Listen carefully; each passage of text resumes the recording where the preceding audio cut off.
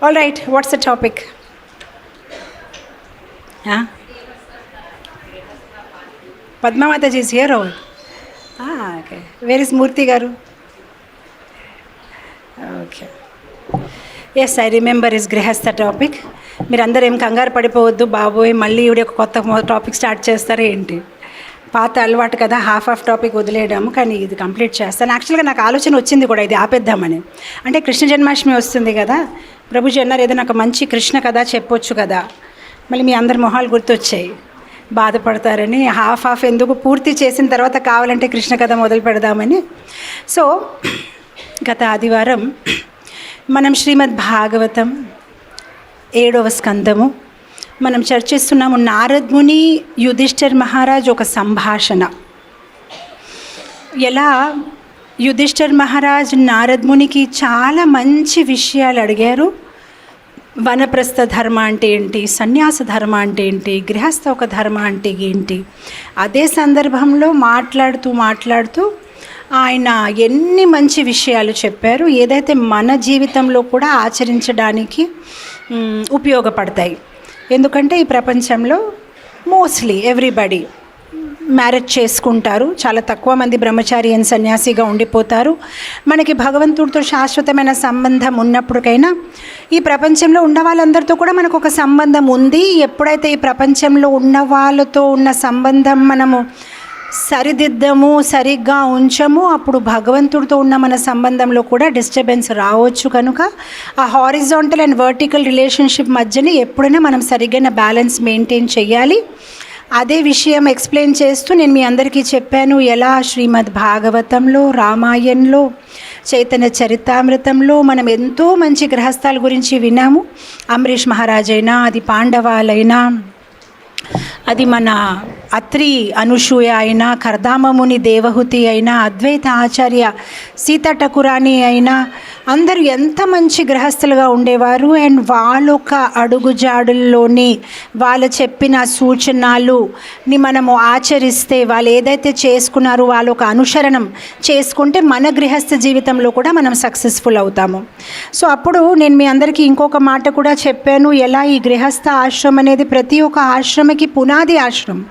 మంచి గృహస్థాలు అయితే మంచి పిల్లలు పుడతారు, మంచి పిల్లలు పుడితే ఫ్యూచర్లో వాళ్ళు మంచి గృహస్థులుగా తయారవుతారు, మంచి గృహస్థులుగా తయారైతే మళ్ళీ వాళ్ళు మంచి పిల్లలు కన్నుతారు. అలా మొత్తము సమాజము, అలానే మొత్తం ప్రపంచము శాంతిగా మంచిగా ఉండగలుగుతారు. అండ్ మనం ఇంకొకటి డిస్కస్ చేసాము, ఎలా గృహస్థ అని ఒక యాక్రోనిమ్ నేను అన్నాను మీ అందరితో, ఎలా ప్రతి ఒక్క అక్షరం నుంచి మనం ఏదో ఒక మంచి గుణపాఠం నేర్చుకుందాము. సో దాంట్లో నేను మీకు గృహస్థ GRIHASTA దాంట్లో మొట్టమొదటి అక్షరం G గురించి మాట్లాడాను. గత ఆదివారం నేను దానికి 2 వ్యాఖ్యానం ఇచ్చాను. ఒకటి G అంటే గోల్, G అంటే గమ్యం.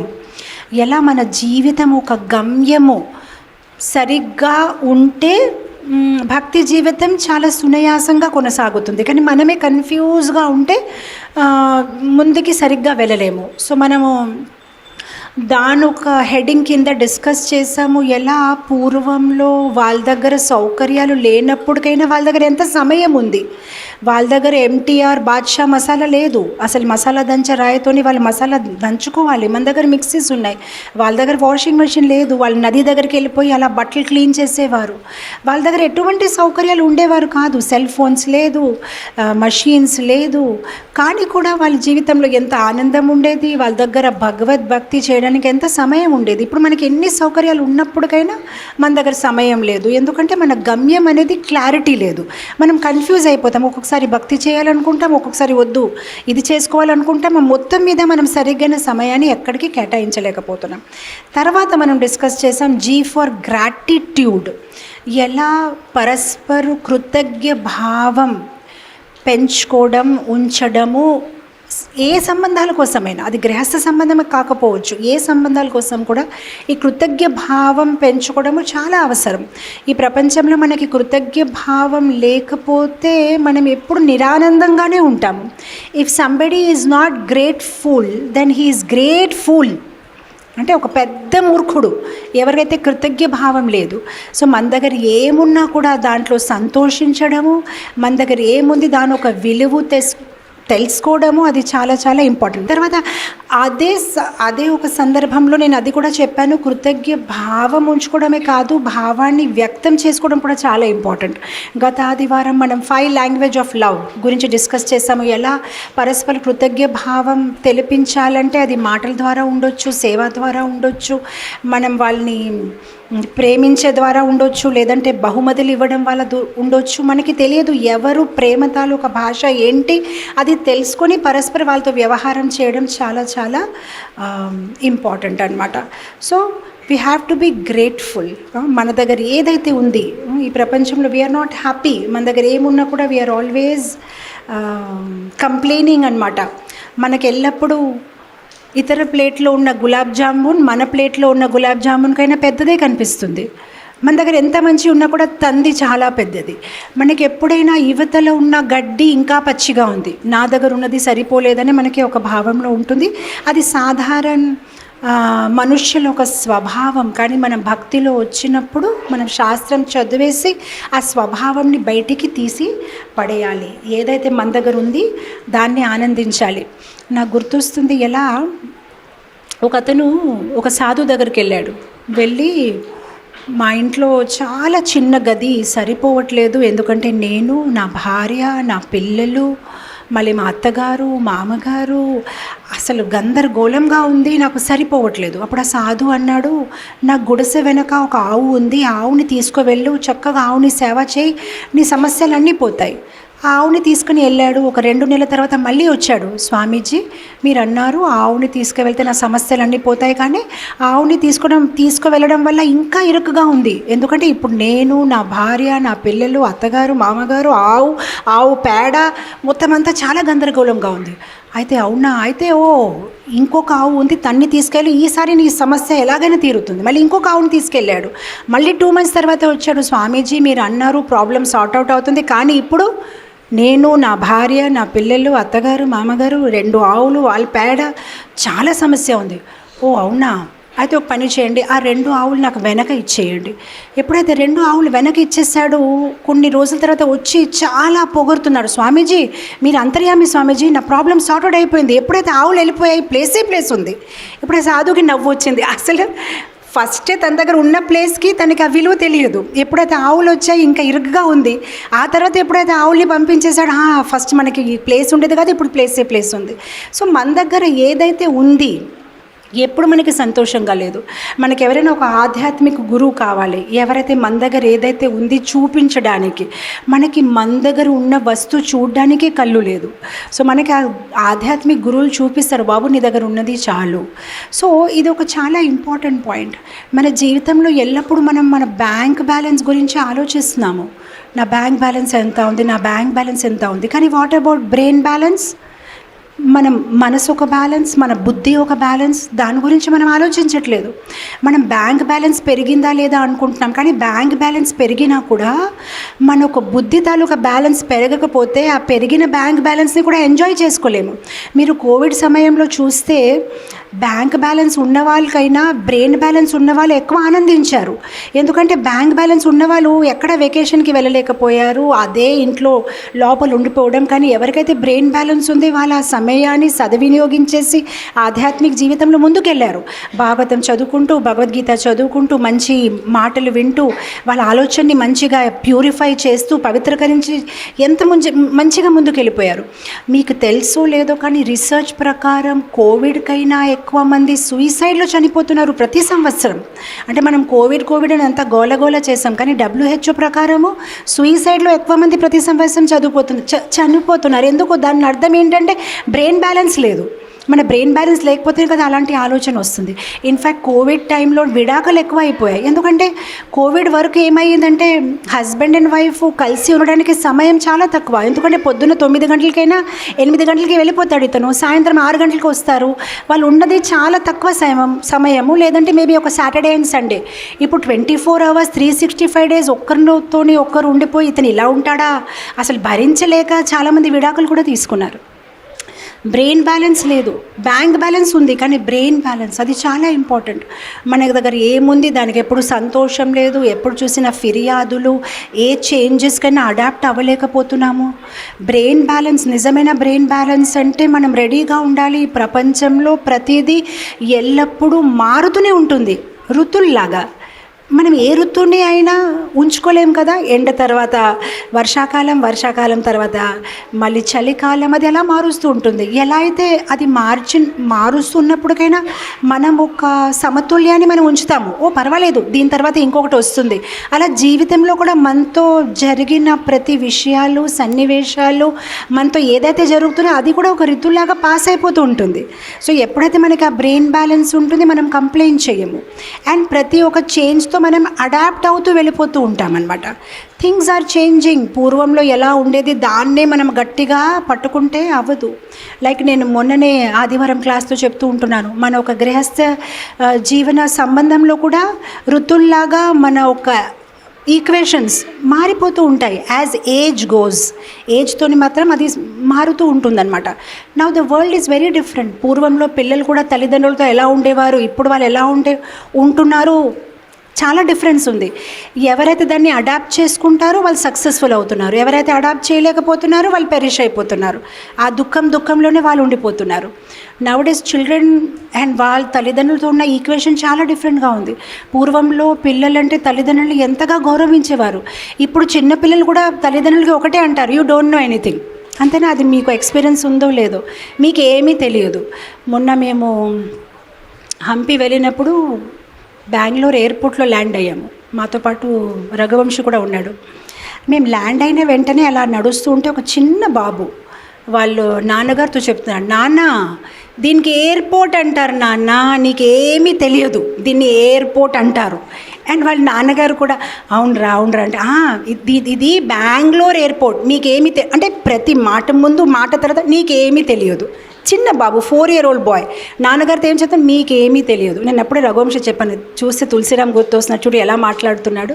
అంటే పిల్లలు అంటే ఫస్ట్ ఎలా ఉండేదంటే ఒక 25-30 years అయినప్పుడు పిల్లలు మన ఫ్రెండ్స్గా తయారవుతారు, అప్పుడు మనకి ఏదో ఒకటి చెప్తారు. ఇప్పుడు చిన్న చిన్న పిల్లలు కూడా నీకేమీ తెలియదు, నాకు అన్నీ తెలుసు. అండ్ తల్లిదండ్రులు దాన్ని ఒప్పుకోవాలి కూడా, సరే నీకు అన్నీ తెలుసు, నాకేమీ తెలియదు. So many things are changing. ఆ చేంజ్ని మనం అడాప్ట్ చేయకుండా అతను ఎందుకు ఇలా మాట్లాడుతున్నారు, ఈవిడ ఎందుకు ఇలా ప్రవర్తిస్తుందంటే అది అవ్వదు. సో ఇంటెలిజెంట్ పీపుల్ అంటే ఆ చేంజ్ని మేనేజ్ చేసుకుంటారు, ఆ చేంజ్తో బ్యాలెన్స్ చేసుకుంటారు. So are we only checking our bank balance? మనం ఓన్లీ మన బ్యాంక్ బ్యాలెన్సే చెక్ చేస్తూ వెళ్ళిపోతున్నామా? ఈ మధ్యన ఈ యాప్ మీరు you can check your balance, but every time we have to check our brain balance ఉంటుంది. నేను ఎలా ఉన్నాను, నేను అందరితో యువతల వాళ్ళతో ఎలా బిహేవ్ చేస్తున్నాను. సో అది చాలా చాలా ఇంపార్టెంట్. నెక్స్ట్, బిజినెస్ మేనేజ్మెంట్ చేస్తున్నారా, బిహేవియర్ మేనేజ్మెంట్ కూడా చేసుకుంటున్నారా? అంటే మనం ఎప్పుడు నిర్వహణంలో చాలా ఎక్స్పర్ట్గా ఉన్నాము. ఇక్కడ ఇది ఇన్వెస్ట్ చేయాలి, ఇక్కడ అలా చేయాలి, దీన్ని మ్యూచువల్ ఫండ్స్లో పెట్టాలి, okay very nice. Behaviour management అది చేసుకుంటున్నారా? నేను ఎలా యువతల మనిషితో ప్రవర్తిస్తున్నాను, నా నడవడికలో ఎటువంటి తేడా వచ్చిందా లేదా, that's also very important. We have to learn how we are talking, how we are walking. బిజినెస్తో పాటు నా వినయం పెరిగిందా, అహంకారం పెరిగిందా, అసలు ఏం పెరిగింది, నాలో విలువలు పెరిగిందా, లేదంటే నేను అనెథికల్ థింగ్స్ చేయడానికి కూడా తయారైపోతున్నాను నా బిజినెస్ని పెంచడానికైనా? ఇదంతా మనము ఒక ఇంట్రోస్పెక్షన్ చేస్తూ ఉండాలి. అదర్వైజ్ ఇది చేయకపోతే at the end of it me financial balance sheet ఎలా అయితే తయారు చేస్తామో, మీ జీవితం బ్యాలెన్స్ షీట్ తయారు చేసినప్పుడు లాస్ కనిపిస్తుంది. సో ప్రతిసారి ఆ income expenditure balance, trial balance check చేస్తూ ఉంటే మంచిది. నేను ఏం చేస్తున్నాను, బ్యాంక్ బ్యాలెన్స్తో పాటు నా బ్రెయిన్ బ్యాలెన్స్ చెక్ చేస్తున్నానా లేదా, నా బిజినెస్ మేనేజ్మెంట్తో పాటు నా బిహేవియర్ మేనేజ్మెంట్లో తేడా వచ్చిందా లేదా. చాలామంది అనుకుంటారు సారీ చెప్పడం ఒక మంచి ఎటికెట్, సారీ చెప్పడం ఒక మంచి ఎటికెట్, కానీ అస్తమాను సారీ చెప్పడము దాని అర్థము you are living a very unconscious unmindful life. అంటే మీరు కాన్షియస్గా లేరు.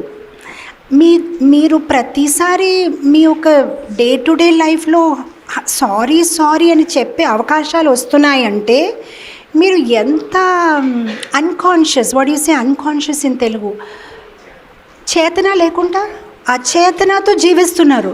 ఎందుకు మళ్ళీ మళ్ళీ సారీ చెప్పే అవకాశం వస్తుంది. దాని ముందే నా మాటలు సరిగ్గా మాట్లాడతాను, నా వాకులు నా నాలుక వరకు వచ్చినప్పుడే ముందే దాన్ని బ్రేక్ వేస్తాను, అప్పుడే దాన్ని ఆపుతాను, ఆగి మాట్లాడతాను, మాట్లాడిన తర్వాత ఆలోచించి మాట్లాడతాను. సో ఎవరైతే అలాంటి బిహేవియర్ ఉంచుతారో వాళ్ళకి సారీ చెప్పే అవకాశమే రాదు. మన జీవితంలో 100 టైమ్స్ మనం సారీ చెప్తున్నామంటే somewhere we are living a very useless life. So unconscious, so unmindful, so కేర్లెస్గా ఉంటున్నాం. ఇఫ్ వీఆర్ కేర్ఫుల్ అలా ఉండదు. We will be so careful. నేనేం మాట్లాడుతున్నాను, నేనేం చెప్తున్నాను. So very very careful. మనం ఎలా జీవిస్తున్నాము, మన అరోగెన్స్ పెరిగిందా లేదంటే మనలో వినయం పెరిగిందా, ఇదంతా మనం చెక్ చేస్తూ వెళ్ళాలి. నా ఒక హృదయం పైన లేదంటే ఛాతీ పైన బంగార హారాలు పెరిగాయా లేదంటే నా హృదయం బంగారంగా మారింది. Whether we am having a heart of gold or gold on top of my heart, అది చాలా ఇంపార్టెంట్. నేను ఒక మంచి మనిషిగా మారానా, నా హృదయం మంచిగా తీయగా బంగారంలాగా తయారయ్యిందా, నా వల్ల యువతల మనుషులు ఎవరైనా ఇబ్బంది పడుతున్నారా, నా మాటల్లో వాక్కుల్లో నడవడిక వల్ల నేను ఎవరికైనా ఇబ్బంది పెడుతున్నానా, ఇదంతా చాలా లోతుగా ఆలోచించే విషయాలన్నమాట. తర్వాత are you having a breaking attitude or a bonding attitude? నా మాటలు ఎలా ఉన్నాయి, నా మాటలు వినినప్పటికీ ఇతర వాళ్ళు మంచి సంబంధాలు పెరుగుతున్నాయా లేదంటే నేను మాట్లాడడం వల్ల ఉన్న మంచి సంబంధాలు కూడా కోల్పోతున్నాను? సో ఇప్పుడు ద్రౌపది చేసిన ఒక తప్పు ద్వారా మొత్తం మహాభారత యుద్ధం అయింది. అంటే మాటల్లో తీపితనం లేక ఆ ఒక అహంకారము, ఆ ఒక వెటకారంతోనే కదా ఆవిడ ఏమనింది, దుర్యోధను పడిపోతూ ఉంటే ఇంద్రప్రస్థలోనే ఆవిడ ఏమనింది, ఒక గుడ్డివాడు కొడుకు గుడ్డివాడే కదా అవుతాడు అంతే. ఆ ఒక్క మాటకి దుర్యోధన్ చాలా ఫీల్ అయిపోయి మళ్ళీ జోదం ఆడుకోవడము, ఇదంతా వస్త్రహరణ తర్వాత యుద్ధము అన్నీ అయ్యాయి just because of that one line అన్నమాట. సో మనం ద్రౌపదిగా ఉన్నామా, కుంతిగా ఉన్నామా, మంచిగా మాట్లాడుతున్నామా లేదంటే అంటే చాలామంది ఈ భౌతిక ప్రపంచంలో ఇతరుల్ని మాటల ద్వారా వెటకారం చేయడంలో వాళ్ళని గొప్పగా అనుకుంటారు. అంటే నేను ఎలా మాట్లాడతానంటే అవతల మనిషి ఇంకా అలా చుప్పు అయిపోతాడు, ఇంకా అంతే అలా మాట్లాడతాను నేను. దాంట్లో గొప్పతనం ఏముంది? మనం ఎలా మాట్లాడాలంటే అవతల మనిషి చాలా హ్యాపీ ఫీల్ అయిపోతాడు. అసలు నా మైండ్ ఎలా ఉండేది కానీ మీరు ఇలా మాట్లాడారు, నాకు ఇప్పుడు చాలా రిలాక్స్గా ఉంది. అలా మాట్లాడుతున్నామా లేదంటే మన మాటల ద్వారా వేరే వాళ్ళకి మనం ఇబ్బంది పెడుతున్నామా? చాలా చాలా ఇంపార్టెంట్ అనమాట మనం ఎలా బ్రతుకుతున్నాము. తర్వాత వస్తువుల్ని మనము విలువ ఇస్తున్నామా, మనుషుల్ని వాడుతున్నామా లేదంటే వస్తువుల్ని వాడుతున్నామా, మనుషుల్ని విలువ ఇస్తున్నాము? ఇది కూడా మనం చెక్ చేసుకోవాలి. అసలు మనం ఎలా ఉన్నాము, మనం ఏం చేస్తున్నాము, వెరీ ఇంపార్టెంట్. ఇప్పుడు మన జీవితాలు ఎలా అయిపోయాయంటే మనుషుల్ని వాడుతున్నాము, వస్తువుల్ని విలువిస్తున్నాము. Is that our life? So these are all very very important things. ఒకసారి ఇంటికి వెళ్ళిన తర్వాత మీ యొక్క కళ్ళు మూసుకొని ఒకసారి ఆలోచించండి. మీ జీవితంలో ఎవరైతే మీ చుట్టుపక్కల ఉన్నారో, మీ భార్య అయినా, మీ పిల్లలైనా, మీ తల్లిదండ్రులైనా మిమ్మల్ని చూసి ఏమంటున్నారు? మీ భార్య మిమ్మల్ని చూసి ప్రతి జన్మంలో మీరే నాకు భర్తగా దొరకాలా, లేదంటే రోజులు లెక్క పెట్టుకుంటుంది ఇంకెన్ని రోజులు? అంటే ఒక్కసారి మనం ఆలోచించాలి కదా. అంటే ఒకవేళ ఈరోజు నేను చనిపోతే 10 మంది ఏమంటారా? అమ్మయ్య అబ్బా శాంతి అలా అంటారా? లేదంటే అయ్యో ఎంత బాగుండేవారు, ఎంత హెల్ప్ఫుల్గా ఉండేవారు, అసలు మనని మిస్ చేస్తారా? చాలా చాలా ఇంపార్టెంట్.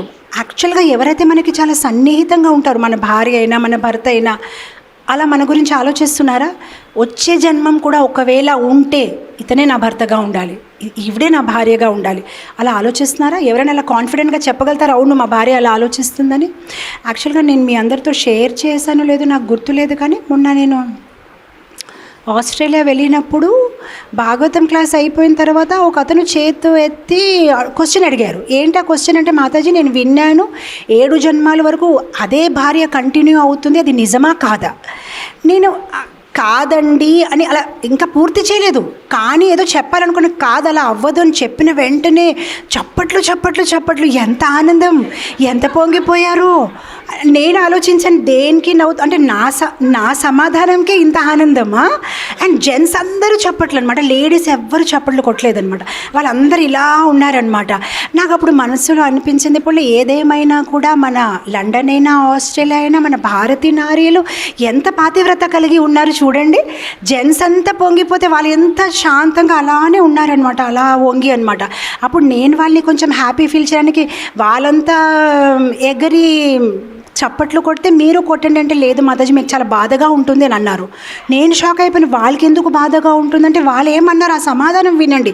వాళ్ళు అన్నారు, ఈ జన్మంలో ఇతనికి ఇంత కష్టపడి ట్రైనింగ్ చేశాను, నాకు ఇష్టం ఉన్నట్లు ఇలా ఉండాలి, నువ్వు ఇలా మాట్లాడాలి, ఇలాంటి బట్టలు వేసుకోవాలి, ఇలా తినాలి, మళ్ళీ వచ్చే జన్మంలో కొత్త ఆయనకి స్టార్టింగ్ నుంచి ట్రైన్ చేయాలా, అదే నా బాధని అన్నారు అనమాట. నేనేదో గొప్పగా అనుకున్నాను, వాళ్ళు ఎంత పతివ్రత నారీలు, వాళ్ళకి ఇంకొక భర్త ఉందన్నమాట. అలా ఉంది పరిస్థితి. నిజంగా మన జీవితం అలానే ఉందా? మన వాళ్ళు అలానే అనుకుంటున్నారా? మన పక్క వాళ్ళు బాబు ఇతనితో శాంతి నాకు ఎప్పుడు దొరుకుతుంది, అయితే మనం మంచి జీవితం బ్రతకట్లేదు. మన జీవితం ఎలా ఉండాలంటే మన చుట్టుపక్కల వాళ్ళు మనని ప్రతి నిమిషము మన ఒక అసోసియేషన్ని, మన ఒక సాంగత్యంని వాళ్ళు మెచ్చుకోవాలి. ఈ సాంగత్యం నాకు కావాలి, ఈ ఒక అసోసియేషన్ నాకు కావాలి. అండ్ ఇప్పుడు అలా లేకపోతే మన జీవితాన్ని మార్చుకోండి, దాన్ని అలా మలచండి, దాన్ని అలా తయారు చేయండి. ఎలా ఉంది మీ జీవితము? Are you operating from the heart, are you operating from the head? అస్తమాను బుద్ధితోనే మాట్లాడుతున్నారా, లేదంటే హృదయంని కూడా వాడుతున్నారా? అది కూడా చాలా ఇంపార్టెంట్. మనం అనుకుంటాం, లేదు నేను ఎప్పుడు I don't allow emotions to come over me, ఎప్పుడు చాలా స్మార్ట్గా చాలా హెడ్తోనే ఆలోచిస్తాను, బుద్ధితోనే ఆలోచిస్తాను. లేదు, కొన్ని సందర్భాల్లో మనం హృదయంతో కూడా ఆలోచించాలి. అస్తమాను బుద్ధితో ఆలోచిస్తే ఒంటరిగానే ఉండిపోతాం, ఎవరు ఉండరు మనకి లైఫ్లోనే. ఒక్కొక్కసారి బుద్ధితో ఆలోచించే సన్నివేశాలు ఉంటాయి, ఒక్కొక్కసారి హృదయంతో కూడా. యువతల వాళ్ళని క్షమించడము. నాకు గుర్తుంది, మొన్ననే ఏదో ఒక విషయము మీద మాటలు జరుగుతూ ఉంటే ప్రభుజీ గారు ఒక మాట అన్నారు, ఇంకా దానికి నేనేం చెప్పలేదు. మళ్ళీ నేను వేరే రూమ్కి వెళ్ళినప్పటికీ నిమే అడిగారు, తిరిగి ఎందుకు సమాధానం ఇవ్వలేదు డాడీకి? ఇది చెప్పవలసింది కదా, మీకు తెలుసు కదా ఇది నిజము, ఇది ఇలా చెప్పవలసింది కదా, మీరు ఎందుకు తిరిగి సమాధానం చెప్పలేదు? నేను అదే నిమైకి అన్నాను, ఇది ప్రేమ తాలూకా నిర్వచనము, కావాలని ఓడిపోవడం కూడా ప్రేమ తాలూకా నిర్వచనం. ప్రతిసారి నేనే గెలవాలని అవసరం లేదు. మీరు నిజంగానే అవతల మనిషిని ప్రేమిస్తే మీరు ఒక్కొక్కసారి ఓడిపోవడానికి కూడా స్వీకరిస్తారు. నేనే కరెక్టు, నేను చెప్పిందే కరెక్టు, మీరు అలా చెయ్యొచ్చు. కానీ ఎక్కువ రోజులు మీ రిలేషన్షిప్స్ కొనసాగదు, అండ్ కొనసాగినా కూడా అది చాలా బిటర్గా ఉంటాయి, రైట్? సో ఒక్కొక్కసారి మనకి ఏం ఇంపార్టెంట్, ఐఎమ్ రైట్ అని ప్రూవ్ చేయడం ఇంపార్టెంటా, లేదంటే మనకు ఆ మనిషి ఇంపార్టెంటా? ఒక్కొక్కసారి జస్ట్ నేను రైట్, ఆ రైట్ కోసం ఆ మనిషిని మనం కోల్పోతాము, ఆ మనిషిని మనం వదిలేస్తాము. సో అది ఒకసారి ఆలోచించాలి. మనము ఎప్పుడు హెడ్ నుంచే ఆలోచిస్తున్నామా, లేదంటే ఒక్కొక్కసారి హార్ట్ కూడా ఉపయోగిస్తున్నాము? ఇది చాలా చిన్న విషయాలు అనిపించవచ్చు, కానీ these are the foundations of our relationships. నేను ఈరోజు మార్నింగే ప్రభుజీతో షేర్ చేస్తున్నాను, almost all on an average every day ఒక 30, అంటే నేను ఎగ్జాగరేట్ చేయట్లేదు, every day on an average 30 to 40 emails నేను ఆన్సర్ చేస్తాను every day. Because of that ఒక్కొక్కసారి నాకు రాత్రి 10:30, 11, బికాస్ మార్నింగ్ నాకు దెర్ ఈజ్ నో టైం, ఎందుకంటే నా స్కెడ్యూల్ అంతా అలానే బిజీగా ఉంటుంది. సో ప్రభుజీ అంటారు బై 9:30 పడుకోవచ్చు కదా, why do you have to give your energy for others? But for me it's very difficult. అంటే 30 to 40 emails around the world. And మీకు తెలుసా మోస్ట్లీ ఆ ఈమెయిల్స్లో ఏముంటాయి? ఎవరైనా నాకు 16 రౌండ్స్ చేయలేకపోతున్నానని అడగట్లేదు, నాకు ఎవరైనా ఓకే మేము మాంసాహారం వదలలేకపోతున్నానని అడగట్లేదు. All are suffering in relationships.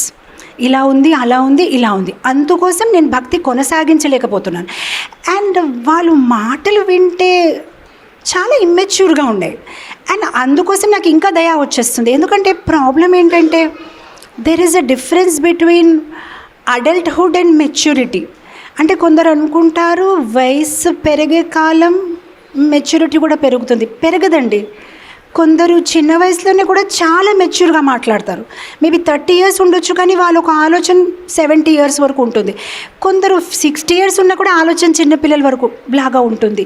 There is a difference between maturity and adulthood. Adulthood అందరికి వస్తుంది, మెచ్యూరిటీ అందరికీ రాదు. అండ్ చాలా వరకు నేను వాళ్ళు ఒక లెటర్స్ చూస్తే వాళ్ళ భక్తి జీవితం ఎందుకు కొనసాగించలేకపోతున్నారు, ఎందుకంటే వాళ్ళకి సంబంధాల్లో సమస్యలు ఉన్నాయి. సో నాకు ఒకటే అర్థమైంది, if I can help them with their relationships, how to see things, how to perceive things, అది నేను వాళ్ళకి హెల్ప్ చేయగలిగితే I will be helping them in their Krishna consciousness. బాకీ అన్నిటికీతో వాళ్ళ భగవద్గీత భాగవతం ఉన్నాయి, కానీ ఆ రిలేషన్షిప్సే వాళ్ళకి అర్థం అవ్వట్లేదు, హౌ టు నావిగేట్. అక్కడే చిక్కిపోతున్నారు అన్నమాట, ఒక వలలాగా ఉంది, దాని నుంచి వాళ్ళు బయటికి రాలేకపోతున్నారు. మెచ్యూరిటీ లేదు. ప్రతి ఒక్క సందర్భాన్ని, ప్రతి ఒక్క సమస్యని ఎలా ఆలోచించాలి అది తెలియట్లేదు, ఆ ఇమ్మెచ్యూరిటీ ఉంది. ఓవర్ థింకింగ్, ఒక్కొక్కసారి ఏదైతే ఘటన జరగలేదు, ఇప్పుడు మా సొంత స్కూల్ ఎగ్జాంపుల్ ఇస్తాను. కొత్త స్టాఫ్ యాడ్ అయ్యారు, కొత్త టీచర్ అనుకోండి. ఇప్పుడు ఆ టీచర్ ఒకటి చాలా మంచిగా ఏదో పని చేశారు, వెరీ నైస్లీ, వండర్ఫుల్గా చేశారు. కానీ ఎవరైతే పాత టీచర్ ఉన్నారో వాళ్ళకి ఇన్ఫార్మ్ చేయలేదు, ఓకే ఇది నేను చేస్తున్నానని. ఇప్పుడు ఆ పాత టీచర్ ఒక ఆలోచన, ఈవిడ ఇంత మంచిగా చేసేసింది, రేపెల్లుండు ఇంకా బాగా చేసేస్తే నేను చేసిన పనులు కూడా ఈవిడే చేసేస్తుంది, ఈవిడ అన్ని పనులు చేసేస్తే అప్పుడు మాతాజీకి ఫేవరెట్ అయిపోతుంది, ఈవిడ మాతాజీకి ఫేవరెట్ అయిపోయి అన్ని పనులు చేస్తే అప్పుడు మాతాజీ అనుకుంటారేమో ఈవిడ అన్నీ చేసేస్తున్నారు కదా, మరి నువ్వెందుకు నాకు అవసరము, నీ శాలరీ నాకు వేస్ట్ కదా, అప్పుడు మాతాజీ నాకు అంటారేమో నువ్వు ఇంకా మానే. మాతాజీ నాకు మానే అని చెప్పే ముందు నేనే మానేస్తే బాగుంది, నా ఫోన్ ఎక్కడుంది, వాట్సాప్ పంపిస్తాను, ఐఎమ్ రిజైనింగ్. అండ్ నేను చూసి ఫర్ వాట్ అంటే ఎందుకంటే అదే ఫ్యూచర్లో ఒకవేళ నాకు మానేయమంటే I get surprise how people are suffering because of their own stupidity. మనకి ఎవరేం చెప్పలేదు, మనకి ఎవరేం చెయ్యలేదు. Over thinking. అండ్ కొందరికి అలవాటు ఉంటుంది, ఇప్పుడు డిపార్ట్మెంటల్ స్టోర్లోనే చిక్కిపోయారు అనుకోండి, వర్షం పడిపోతుంది, నేను వెళ్ళలేకపోతాను, మళ్ళీ పిల్లలు ఆకలిగా ఉంటారేమో, మా హస్బెండ్ ఆఫీస్ నుంచి వచ్చేస్తారేమో, వచ్చి నేను ఇంకా రాలేదని నన్ను తిడతారేమో, అలా తిట్టి నా మీద కోపం వస్తుందేమో, నాకు విడాకులు ఇచ్చేస్తారేమో, అప్పుడు నేను అరే మా అమ్మ వర్షం ఇప్పుడే ఆగిపోతుంది, నేను ఇంటికి వెళ్ళిపోవచ్చు అంటే ఒకటికి ఒక ఆలోచన, ఒక ఇమాజినేషన్. ఆ ఇమాజినేషన్లో వాళ్ళు మీకు ఇప్పుడు రావచ్చు, కానీ మీ ఒక పర్సనల్ సందర్భాల్లో మీరు చూసుకోండి, మీరు కూడా అలా ఆలోచిస్తున్నారేమో. మీ బాస్ ఒకరోజు నవ్వలేదనుకో, మీ వైపు చూసి ఏదైనా చెప్పినా తీసేస్తాడేమో, తను ఏం ఆలోచిస్తున్నాడేమో, నాకు ప్రమోషన్ వస్తుందో లేదో, ఎన్ని ఆలోచిస్తున్నాము. Where is the maturity? So these are the problems we are facing. We have to be very, very careful. We have to try and become more mature. ప్రతి దాంట్లో చాలా పేషెన్స్గా ఎదుర్కోవాలి ప్రతి ఒక్క సన్నివేశాన్ని, ప్రతి ఒక్క సందర్భాన్ని. Just have patience. Pause is the word. Pause before action, response. Pause చేయండి. మొన్ననే ఒక డివోటీతో నేను చెప్తూ ఉన్నాను, ఏదో చిన్న విషయం మీద తను నాకు వాట్సాప్ పెడుతూ ఉంటే నేను అన్నాను, ఫ్రీగా జీవితంలో ఒక 3 టిప్స్ ఇస్తున్నాను నీకు. ఎప్పుడైనా మనం చాలా ఆనందంగా ఉన్నామనుకోండి, ఎవరికి వాగ్దానం ఇవ్వకూడదు. ఎందుకంటే ఎక్కువ ఆనందంలో ఉన్నప్పుడు మనం ప్రామిసెస్ ఇచ్చేస్తాము అనుకోకుండానే, ఎందుకంటే మనం చాలా హ్యాపీగా ఉన్నాం, తర్వాత దాన్ని పాటించగలుగుతామో లేదో తెలియదు. ఎప్పుడైతే చాలా దుఃఖంగా ఉన్నామనుకోండి, ఎటువంటి నిర్ణయాలు తీసుకోకూడదు. ఎందుకంటే దుఃఖంలో ఉన్నప్పుడు మనం తీసుకున్న నిర్ణయాలు కరెక్ట్గా ఉండదు. ఎందుకంటే ఆ దుఃఖము మన వివేక శక్తిని, విచక్షణ శక్తిని కప్పివేస్తుంది. Always I use this line in my classes: don't make permanent decision based on temporary emotion. తాత్కాలికమైన భావోద్వేగాలపైన ఆధారపడి శాశ్వతమైన నిర్ణయాలు తీసుకోకూడదు. ఆ తర్వాత మీరు బాధపడతారు. సో ఆనందంగా ఉన్నప్పుడు ఎవరికి వాగ్దానం ఇవ్వకూడదు, దుఃఖంగా ఉన్నప్పుడు నిర్ణయాలు తీసుకోకూడదు, కోపంగా ఉన్నప్పుడు జవాబు ఇవ్వకూడదు, ఎవరు ఏం చెప్పినా జవాబు ఇవ్వకూడదు. మీరు హస్బెండ్ వైఫ్ ఫైటింగ్ అవుతుంది కదా, ఒక్కొక్కసారి కోపం చెందుతారు కదా, అప్పుడు ఒక్కటే చేస్తే మీ రిలేషన్షిప్ చాలా బ్యూటిఫుల్గా ఉంటుంది. ఎప్పుడైతే చాలా ఎక్కువ కోపం వస్తుంది, వేరే రూమ్కి వెళ్ళిపోండి. ఎందుకంటే కోపంలో మాట్లాడిన వాకులు మళ్ళీ వెనక తీసుకోలేము. అండ్ ఫిజికల్ పెయిన్ ఎలా ఉంటుందంటే, ఒక దెబ్బ కొట్టినా 2 రోజుల తర్వాత తగ్గిపోతుంది. చెప్పిన మాటలు అలా జీవితం వరకు ఉండిపోతుంది, మళ్ళీ దానికి పరిష్కారం లేదు. అందుకోసం కోపంలో ఉన్నప్పుడు మాట్లాడకూడదు, జస్ట్ చుప్పైపోవాలి. ఎప్పుడైతే కోపం ఇంకా కొంచెం తగ్గిపోతుంది అప్పుడు మీరు సరిగా, ఎందుకంటే కోపం మీకు తెలియదు మీరు ఏం మాట్లాడుతున్నారు. సో నేను అదే ఆ డివోటీకి అన్నాను, 3 టిప్స్ మీ లైఫ్లో చూసుకొని. డోంట్ రిప్లై, ఏదైనా ఆన్సర్ ఇవ్వద్దు. ఇప్పుడు నువ్వు ఇచ్చిన ఆన్సర్ తర్వాత బాధపడతావు, అయ్యో నేను ఇలా ఎందుకు మాట్లాడాను, అయ్యో నేను ఎందుకు ఇలా చెప్పాను. So be very careful. We have to try and become more mature. We have to try and become more grateful for all the situations in life. So coming back, check your brain balance along with your bank balance. మీ business మేనేజ్మెంట్తో పాటు మీ behaviour మేనేజ్మెంట్ని కూడా check చేసుకోండి. మీ gold heart కాకుండా మీరు heart of gold చేయడానికి ప్రయత్నించండి.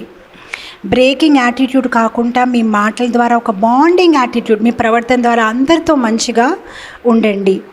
అండ్ తర్వాత ఎల్లప్పుడూ don't always operate from head, sometimes also operate from your heart. అందరికీ ప్రేమించండి. And then another most important, do you have a blind nature or a broad nature? అంటే are you all inclusive or you are exclusive? ఈ మధ్యనే మనకి problem ఏంటంటే అందరూ చాలా స్వార్థపరంగా తయారయ్యారు. మేమిద్దరు మాకిద్దరు, అంతే. మేమిద్దరు మాకిద్దరు, మేము బాగుండాలి, ప్రపంచం ఏమవుతే అవుతుంది. నో, సి సెల్ఫిష్నెస్లో ఆనందం లేదు. When you become selfless you will realize there is so much happiness in that, right? In fact, there is a saying in English, happiness is the output of selflessness. ఆనందము నిస్వార్థమైన ప్రేమ ఒక ఫలితము. So అది మనం ప్రయత్నిస్తున్నామా?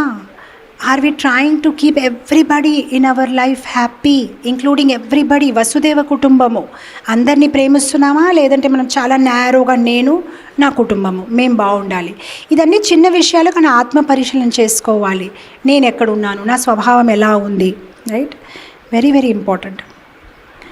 I remember, నాకు ఒక అలవాటు ఉంది. ఎప్పుడైనా ఫ్లైట్లో ట్రావెల్ చేస్తే నా జపం అయిపోయిన వెంటనే ఫ్లైట్లో ఎవరైతే ఉంటారో అందరి కోసం జపం చేసుకుంటాను. అంటే ఆ సీట్స్ ఉంటాయి కదా, 1A 1B 1C D E F, అందరికీ ఒక్కొక్క. ఎందుకంటే చిన్నప్పటి నుంచి నాకు ఏదైనా వేరే వాళ్ళ కోసం అంటే కొందరికి ఆ వీక్నెస్ ఉంటుంది కదా, కొందరికి ఇది. నాకు ఒక వీక్నెస్ ఏంటంటే ఏదైనా వేరే వాళ్ళ కోసం చేయమంటే అది నాకు చేయడం చాలా ఇష్టం.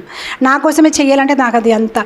ఒక నీళ్ళు తాగాలంటే కూడా ఎవరైనా చెప్పారేమో తాగంటే, మీరు తాగితే నేను హ్యాపీ ఫీల్ అయిపోతుంటే తాగలుగుతాను. అదొక నాకు చిన్న ప్రాబ్లం. సో నాకు అది చాలా ఇష్టం ఎవరైనా అలా. కానీ ఈ మధ్యన నాకు ఇంకో మంచి ఆలోచన వచ్చింది. అంటే ఇప్పుడు వరకు ఏంటంటే ఆ డొమెస్టిక్ ఫ్లైట్స్లో 1 hour 2 hours, ఈ మధ్యనే ఇంటర్నేషనల్ టూర్స్ అయిపోవడం వల్ల అవర్స్ ఫ్లైట్లో ఉంటున్నాం. నాకు ఇంకో మంచి ఆలోచన వచ్చింది. ఫ్లైట్ లోపల ఉన్న వాళ్ళే కాదు, ఎందుకంటే ఆ ఫ్లైట్ ఎప్పుడైతే ఆ అట్లాంటిక్ ఓషన్ అయినా ఓషన్ పైనుంచి వెళ్ళిపోతూ ఉంటే నేను అనుకున్నాను, ఆ సముద్రం లోపల కూడా ఎంతో జీవులు ఉంటారు. చేపలైనా తీగలైనా తెలియదు ఎంత. ఇప్పుడు నేను ఒకటి పెట్టుకున్నాను అనమాట, ఆ ఓషన్ పై నుంచి ఫ్లైట్ వెళ్ళిపోతుంటే ప్రతి ఒక్క జీవ కోసం కూడా అక్కడ జపం చేయడం అనమాట. And I believe me if I tell you, there is so much happiness. మీకు ఎంత ఆనందంగా అనిపిస్తుంది ఒక్కసారి మీరు చేసి చూడండి. అది ఎలా ఉందంటే, ఇప్పుడు మన చిన్నప్పుడు ఒక చాక్లెట్ అడ్వర్టైజ్మెంట్ ఉండేది, మెలడీ ఖావ్ ఖుద్ జాన్ జావ్. మేము చిన్నప్పుడు ఒక మెలడీ అని ఒక చాక్లెట్ వచ్చేది అనమాట. సో దాని అడ్వర్టైజ్మెంట్ ఏంటంటే మీరు తింటే మీకే అర్థమవుతుంది. అసలు నిజంగానే మీరు ఒక్కసారి ఎవరికేసమైనా ఏదైనా మంచి చేసి చూడండి, మీకే అనిపిస్తుంది I just feeling top of the world. చాలా ఆనందంగా అనిపిస్తుంది, right? To do something for others is a very very beautiful feeling అనమాట. So are we doing that? Are we on this narrow gauge Shimla train or are we in a broad gauge train? నా ఒక మనస్తత్వం ఎలాంటిది? am I doing something for others or I always want to do something for myself, right? చాలా చాలా important అనమాట. I remember, I think it was in 2001, I read one very beautiful article in the newspaper. I think the హిందూలో వచ్చింది ఆ story, maybe Hindu Sunday పేపర్లో వచ్చి ఉంటుందేమో. 2001 అది. అప్పుడు గుజరాత్లో అర్త్క్వేక్ వచ్చింది. సో అర్త్క్వేక్ వచ్చినప్పుడు చాలా విలేజెస్ అస్తవ్యస్తమైపోయాయి. మొత్తం అంతా వాళ్ళు ఇల్లు అంతా పడిపోవడం అలాంటివి అయ్యాయి అనమాట. అయినప్పుడు స్వామినారాయణ్ సాధువులు ఎవరైతే ఉన్నారో వాళ్ళు అక్కడికి, మీకు తెలుసు గుజరాత్లో స్వామినారాయణ వాళ్ళు చాలా ఫేమస్. ప్రతి ఒక్క ఊర్లో వాళ్ళకి గుడి ఉంది, మంచి వ్యవస్థ, పెద్ద పెద్ద కిచెన్స్ అందరికీ వాళ్ళు. సో ఆ ఊర్లో వెళ్ళినప్పుడు, ఇప్పుడు అర్థక్వేక్ కదా, ఆ ఊర్లో వెళ్ళినప్పటికి వాళ్ళు ఏం గమనించారంటే, ఇప్పుడు ఒక్కొక్కసారి ఆ ఊర్లో సాధువులు కొంతమంది ఉంటారు, అంటే వాళ్ళకి మెంటల్గా కౌన్సిలింగ్ ఇవ్వడానికి, అంటే బాధపడొద్దు, అంతా ఓకే అయిపోతుంది. అర్థక్వేక్ అంటే మీరు ఊహించవచ్చు అక్కడ పరిస్థితి ఎలా ఉంది, అందరి మనస్తత్వాలు ఎలా ఉన్నాయి. సో అప్పుడు ఆ సాధువులు కొంతమంది ఇంకొక గ్రామం, కొంతమంది ఇంకొక గ్రామంలో అక్కడ ఉంటున్నారు, భిక్ష చేసుకుంటున్నారు. అక్కడ ఎక్కడైతే కొంచెం ఎవరికైతే ఇల్లు ఉంది వాళ్ళ దగ్గరికి వెళ్ళి భిక్ష చేయడం, తినడము, సాయంత్రం పూట కొంచెం భజన ఆర్గనైజ్ చేయడం, వాళ్ళకి మనశ్శాంతి చెప్పడం. సో ఆ సాధు రాసిన ఒక స్టోరీ హిందూ న్యూస్ పేపర్లో ఆర్టికల్ వచ్చింది. ఆ సాధు అన్నాడు, ఆ ఒక విలేజ్ పేరు థార్ అనుకుంటాను, థారా విలేజ్. ఆ విలేజ్లో తను కొన్ని రోజుల వరకు ఏం గమనించారంటే, ఏ ఇంటికి వెళ్ళినా కూడా వాళ్ళు అన్నంతో పాటు పెసరపప్పు ఇస్తున్నారు. దీనికి ఒక ఆలోచన వచ్చింది ఈ సాధుకి, ప్రతి ఇంటికి వెళ్తే అంటే ఒకసారి కోఇన్సిడెంట్ అవ్వచ్చు, వీళ్ళు కూడా పెసరపప్పు వంట చేశారు, వీళ్ళు కూడా పెసరపప్పు, అందరు పెసరపప్పు వంట చేయడం ఏంటి. అండ్ స్పెషల్లీ గుజరాతీస్లో కందిపప్పు అంటే చాలా ఇంపార్టెంట్ వాళ్ళకి, ఎందుకంటే మ్యాక్సిమం గుజరాతీస్ కందిపప్పు దాలు, కందిపప్పుతో స్వీటు, వాళ్ళు చపాతీ చేసి దాంట్లో కూడా కందిపప్పు ఫిల్లింగు. సో అతను ఆలోచిస్తాడు, ఒకరోజు 2 రోజులు ఎవరు కందిపప్పు ఎందుకు వంట చేయట్లేదు, ఎక్కడ వెళ్ళినా కూడా అదే వాళ్ళందరూ ఆ పెసరపప్పు వంట చేయడం. అప్పుడు అతను ఒకటికి అడిగాడు, ఎందుకు ఇదంతా మీరు ప్లానింగ్ చేసుకున్నారా ఏంటి అంటే, అప్పుడు అవును అతను అన్నాడు అనమాట, ఆ విలేజ్ హెడ్, అవును మేము ప్లాన్ చేసుకున్నాం. ఎందుకు? సో అప్పుడు ఆయన అన్నారు, మేమందరూ కూడా పేదవాళ్ళే, ఇతరుల వాళ్ళని హెల్ప్ చేసే సామర్థ్యం అయితే మాలో లేదు, మేము హెల్ప్ చేయలేకపోయినా కూడా మేము అందరూ ఆలోచించాము, పోనీ వాళ్ళందరూ అంతా మా చుట్టుపక్కల గ్రామం వాళ్ళందరూ సఫర్ అయిపోతూ ఉంటే మేము ఎలా హ్యాపీగా కందిపప్పు తింటాము, అందుకోసం వాళ్ళందరూ స్థిరంగా అయ్యే వరకు మేమందరూ కందిపప్పు, మాకు ఇష్టమున్న కందిపప్పు మానేస్తాము. పేదవాళ్ళు వాళ్ళ దగ్గర ఏమీ లేదు. అంటే నేను ఎందుకు ఈ ఉదాహరణ ఇస్తున్నానంటే, సరే మాతాజీ సెల్ఫిష్ నుంచి సెల్ఫ్లెస్ అవ్వలేనేమో, అంటే స్వార్థపరంగా ఉన్న అలవాటు ఉంది నాకు, సడన్గా మీరు నిస్వార్థంగా దీనిగా ఉండండి అంటే ఉండలేనేమో. సరే సెల్ఫ్లెస్ అవ్వలేరు, సెన్సిటివ్ అవ్వగలుగుతారా? అది పాసిబులే కదా, జస్ట్ సెన్సిటివ్. ఓకే నేను సెల్ఫ్లెస్గా నా దగ్గర ఉన్నది అన్నీ ఇచ్చేయలేను మాతాజీ. ఓకే సెన్సిటివ్, వీళ్ళేమి ఇవ్వలేదు, వాళ్ళ దగ్గర నుంచి డబ్బులు ఇవ్వలేదు, జస్ట్ దే వర్ సెన్సిటివ్. వాళ్ళు ఒక బాధల్ని, వాళ్ళు ఒక సమస్యని గుర్తించగలరు, గ్రహించగలరు. పోలే అదైనా మనం చేయగలుగుతున్నామా?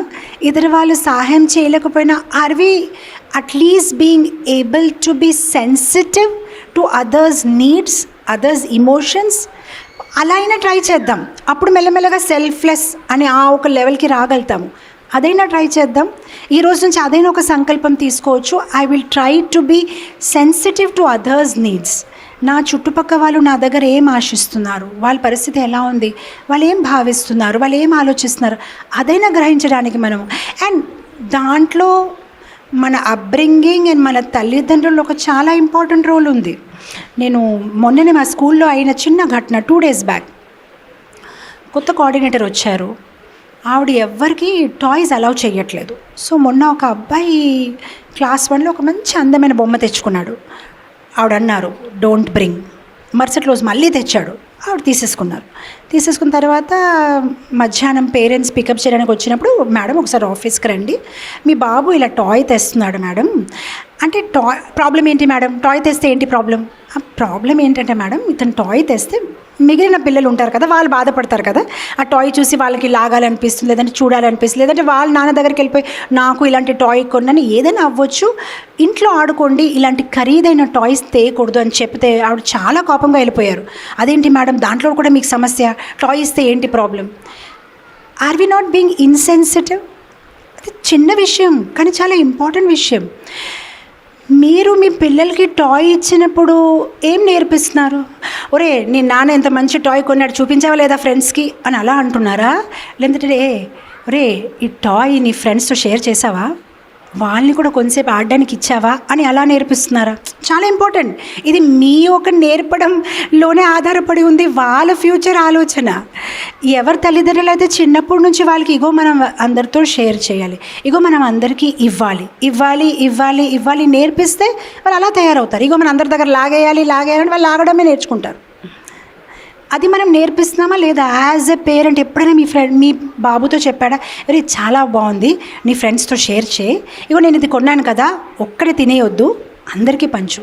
మనకేంటంటే నా ఒక వైభవాన్ని అందరికీ చెప్పు, నీ నాన్న ఇంత ఖరీదైన గన్ కొన్నారు అందరికీ చూపించు, స్కూల్లోనే చెప్తున్నాం. Sensitive small word, it will make a big difference.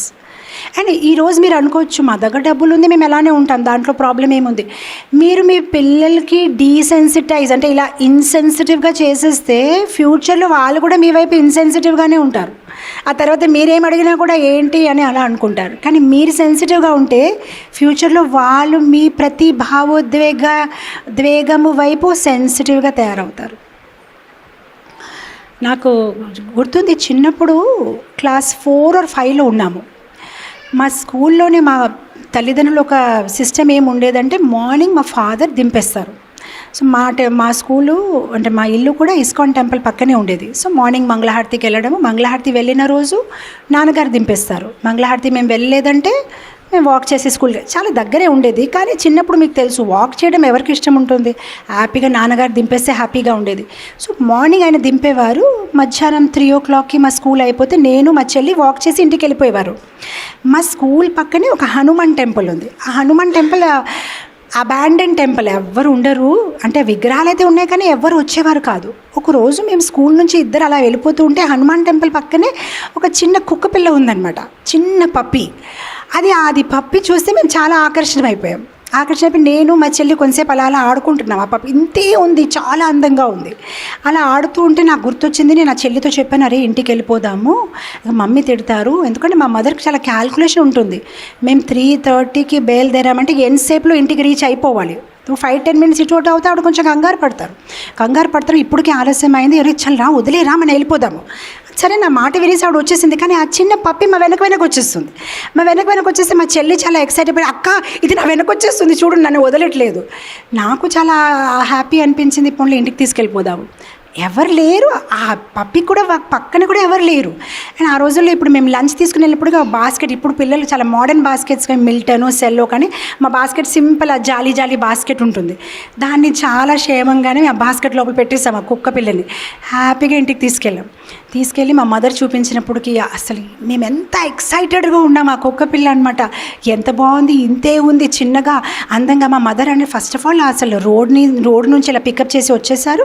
First వెళ్ళి మీరు ఇద్దరు స్నానం చేయండి, లేదు దాన్ని కూడా స్నానం చేపిస్తామంటే దాన్ని స్నానం చేయించి మేము స్నానం చేసేసి మేము తినేసిన తర్వాత మళ్ళీ దాన్ని కొంచెం మిల్క్ అండ్ రైస్ ఇలా క్రష్ చేసి పెడితే అది తినట్లేదు. అసలు ఇల్లంతా గోల, ఎంత ఎంథ్యూజియాజం, ఎంత ఎక్సైట్మెంట్, చాలా హ్యాపీ ఫీల్ అయిపోయామంట ఆ కుక్క పిల్లని చూసుకొని. అదంతా అయింది, గంట సేపు అంతా అయిపోయింది. ఆ తర్వాత మా మదర్ అన్నారు, సరే ఇప్పుడు చలో వెళ్దాము, దాన్ని బ్యాక్ ఇచ్చేద్దాం. ఆ నిమిషం ఎలా అనిపించిందంటే, మా అమ్మలాగా క్రూర వ్యక్తి ప్రపంచంలో లేదు. అంటే మేము దాన్ని మంచిగా చూసుకుందామని అనుకుంటే ఆవిడెందుకు అలా మాట్లాడుతున్నారు. ఆవిడ అన్నారు, లేదు మనం మళ్ళీ వెళ్దాము, ఎక్కడి నుంచి తెచ్చారు దాన్ని అక్కడ పెట్టేద్దామన్నమాట. అంటే మీ నాన్నగారు ఏమైనా చెప్తారని అనుకుంటున్నారా, మేము ఒప్పిస్తాము ప్లీజ్ అని మేము ఎంతగా ఏడ్చాము. ఆ రోజు కళ్ళు అలా ఎర్రగా అయిపోయింది ఇద్దరిది, దాన్ని ఉంచేద్దాం. మా మదరు ఎంత మంచిగా మా ఇద్దరిని కూర్చోపెట్టి, మంచి ఉదాహరణ. ఆవిడ అన్నారనమాట, ఓకే ఇప్పుడు మీరిద్దరు ఉన్నారు, ఎవరైనా మీ ఇద్దరికి నా నుంచి అలా దూరం తీసుకుని వెళ్ళిపోతే నేను బాధపడనా? మీరు బాధపడతారు. మళ్ళీ మీరు బాధపడరా? అమ్మ లేకపోతే మేము బాధపడతాం. మళ్ళీ ఇది పడదా? మేము అన్నాం, కానీ అమ్మ అక్కడ ఎవ్వరు లేదేమో, అది ఎక్కడికో వెళ్ళిందేమో, బేబీ కోసం ఏదైనా ఫుడ్ తేయడానికి మనకు తెలియదు కదా, మనం అది ఎలా నిశ్చయిస్తాం, we have to give back అని. అప్పుడు మొత్తం మీద మాకు అరగంట మంచిగా ఎక్స్ప్లెయిన్ చేసి అన్నీ చేసి అప్పుడు మేము చాలా రిలాక్స్గా వెళ్ళి అక్కడ కుక్క పిల్లను వదిలేస్తాం. అక్కడ అప్పటికి ఎవ్వరు లేరు. కానీ అది ఎక్కడి నుంచి తెచ్చామో మదర్ అన్నారు అక్కడే పెట్టాలి, ఎందుకంటే వాళ్ళ మదర్కైనా తెలిసేమో ఎక్కడ పెట్టేసి వెళ్ళలేదన్నమాట. మళ్ళీ అక్కడే పెట్టేశామన్నమాట. ఆ రోజు ఇంకా రాత్రంతా మా ఫాదర్ ఇంకా వచ్చినప్పటికి వీళ్ళ మొహాలేంటి ఇలా ఉన్నాయి, ఏమయ్యింది అని మా ఫాదర్ కూడా మా మదర్ని తిట్టారు. పోనీ 1 day ఉంచేవలసింది. మా మదర్ అన్నారు, how can I want to train my children to be sensitive to others pain. వాళ్ళకి ఎంత పెయిన్గా ఉంటుంది అది.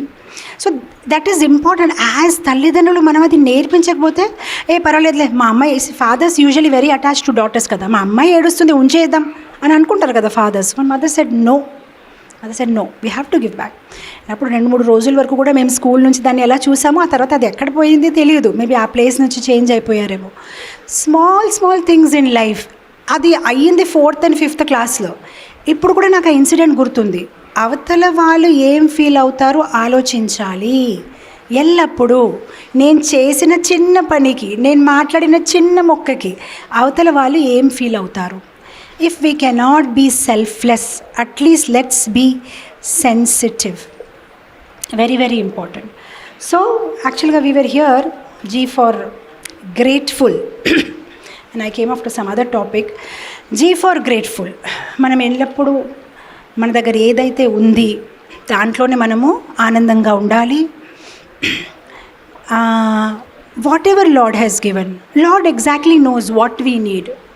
మనకి ఏం కావాలి అది భగవంతుడికి తెలుసు.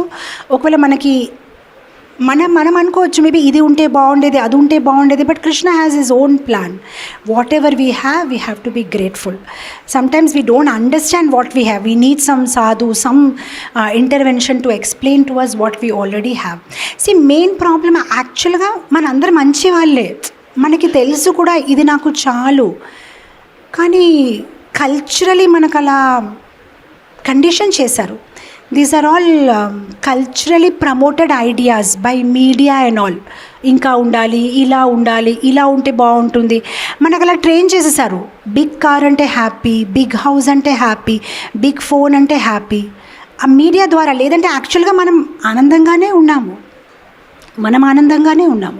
కానీ ఎవ్రీడే ఆ మీడియా మనకు అది ఫీడ్ చేస్తుంది. మీకు స్మార్ట్ ఫోన్ ఉందా? లేదా. స్మార్ట్ టీవీ ఉందా? లేదా. యాపిల్ వాచ్ ఉందా? లేదా. మీ కోల్గేట్లో ఉప్పు ఉందా? లేదా. అండ్ అలా చెప్పడం వల్ల ఏంటంటే మరుసటి రోజు మనం బాత్రూంలో వెళ్ళినప్పుడు మన కోల్గేట్ చూసి అన్హ్యాపీ ఫీల్ అయిపోతాం. నా కోల్గేట్లో ఉప్పు లేదు, గరం మసాలా లేదు, మిరియాలు లేదు.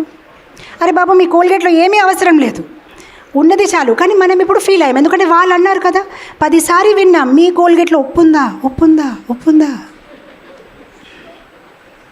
లేదంటే మనం ఆనందంగానే ఉన్నాం. మన దగ్గర ఏముంది, మనం ఆనందంగానే ఉన్నాం. So this is the problem. The media is unnecessary influencing us అనమాట. And media is defining our happiness. మన ఆనందానికి నిర్వచనము ఆ మీడియా, సోషల్ మీడియా ఇస్తుంది. ఫ్రాంక్గా చెప్పాలంటే మన ఆనందానికి ఆటంకం మనం ఇచ్చిన నిర్వచనం. నేను ఆనందానికి ఒక నిర్వచనం ఇచ్చాను, నేను ఇచ్చిన నిర్వచనమే నా ఆనందానికి ఆటంకం. My definition of happiness is my biggest obstacle of my happiness. Because నేను ఒక డెఫినేషన్ ఇచ్చేసాను దానికి. Till I get this car, I have defined it. నేను దానికి ఒక పరిభాష ఇచ్చేసాను. I won't be happy till I get this, I won't be happy అని నేను పరిభాష ఇచ్చేసాను. ఇప్పుడు దానికి అచీవ్ అయ్యే వరకు నేను అలానే ఉండిపోతాను. అండ్ అనదర్ ప్రాబ్లం ఏంటంటే మన జీవితాలు ఎలా ఉన్నాయి అంటే గుర్రంలాగా. మీకు తెలుసా, పూర్వంలో గుర్రంకి పూర్వం కాదు ఇప్పుడు కూడా గుర్రాలకి ఏం చేస్తారు, ఇక్కడ నల్ల బట్ట కట్టేస్తారు. ఆ నల్ల బట్ట కట్టడం వల్ల ఏంటంటే ఆ గుర్రంకి ఇటు కనిపించదు, అటు కనిపించదు, అలానే వెళ్ళిపోతుంది. అలానే మనము ఆనందానికి ఇచ్చిన నిర్వచనాలు మన జీవితంకి నల్ల బట్టల్లాగా ఉన్నాయి. ఇటు మనం కట్టేసాము, ఇదే ఆనందం, ఇది సాధిస్తేనే ఆనందం, ఇది ఆనందం కాదు అని మనం ఏదో ఒకటి నిర్వచనం ఇచ్చేసాము. అండ్ దాన్ని సాధించడానికి ఆ గుర్రంలాగా పరిగెత్తుతున్నాము. ఒక్కొక్కసారి కృష్ణ కృప వల్ల ఎలా అయితే ఒక్కొక్కసారి గుర్రం పడిపోతే ఆ నల్ల బట్టలు పోతాయి, అలానే ఒక్కొక్కసారి జీవితంలో ఏదైతే సాధించడానికి పరుగులేస్తున్నామో అది సాధించలేకపోయి మనం ఒక దెబ్బ తగిలినప్పటికీ ఆ నల్ల బట్టలు పోయి కృష్ణ చైతన్యం మన జీవితంలో ఎంటర్ అవుతుంది. మన సౌభాగ్యం బాగుంటుంది. ఒక గురువు మన జీవితంలో ఎంటర్ అయ్యి ఆ నల్ల బట్టలు తీసేసోరే, అది ఆనందం కాదు, ఇగో ఇది ఆనందం.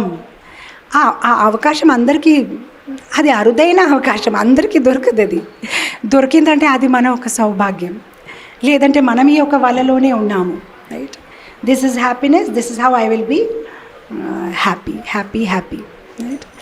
అండ్ ఏదైతే మనకు ఆ మీడియా హ్యాపీనెస్ చూపిస్తుంది, మేబీ దాంట్లో హ్యాపీనెస్ ఉంటే కూడా ఆ హ్యాపీనెస్ మేబీ 100లో 10% ఉంది, 90% అన్హ్యాపీనెస్సే ఉంది.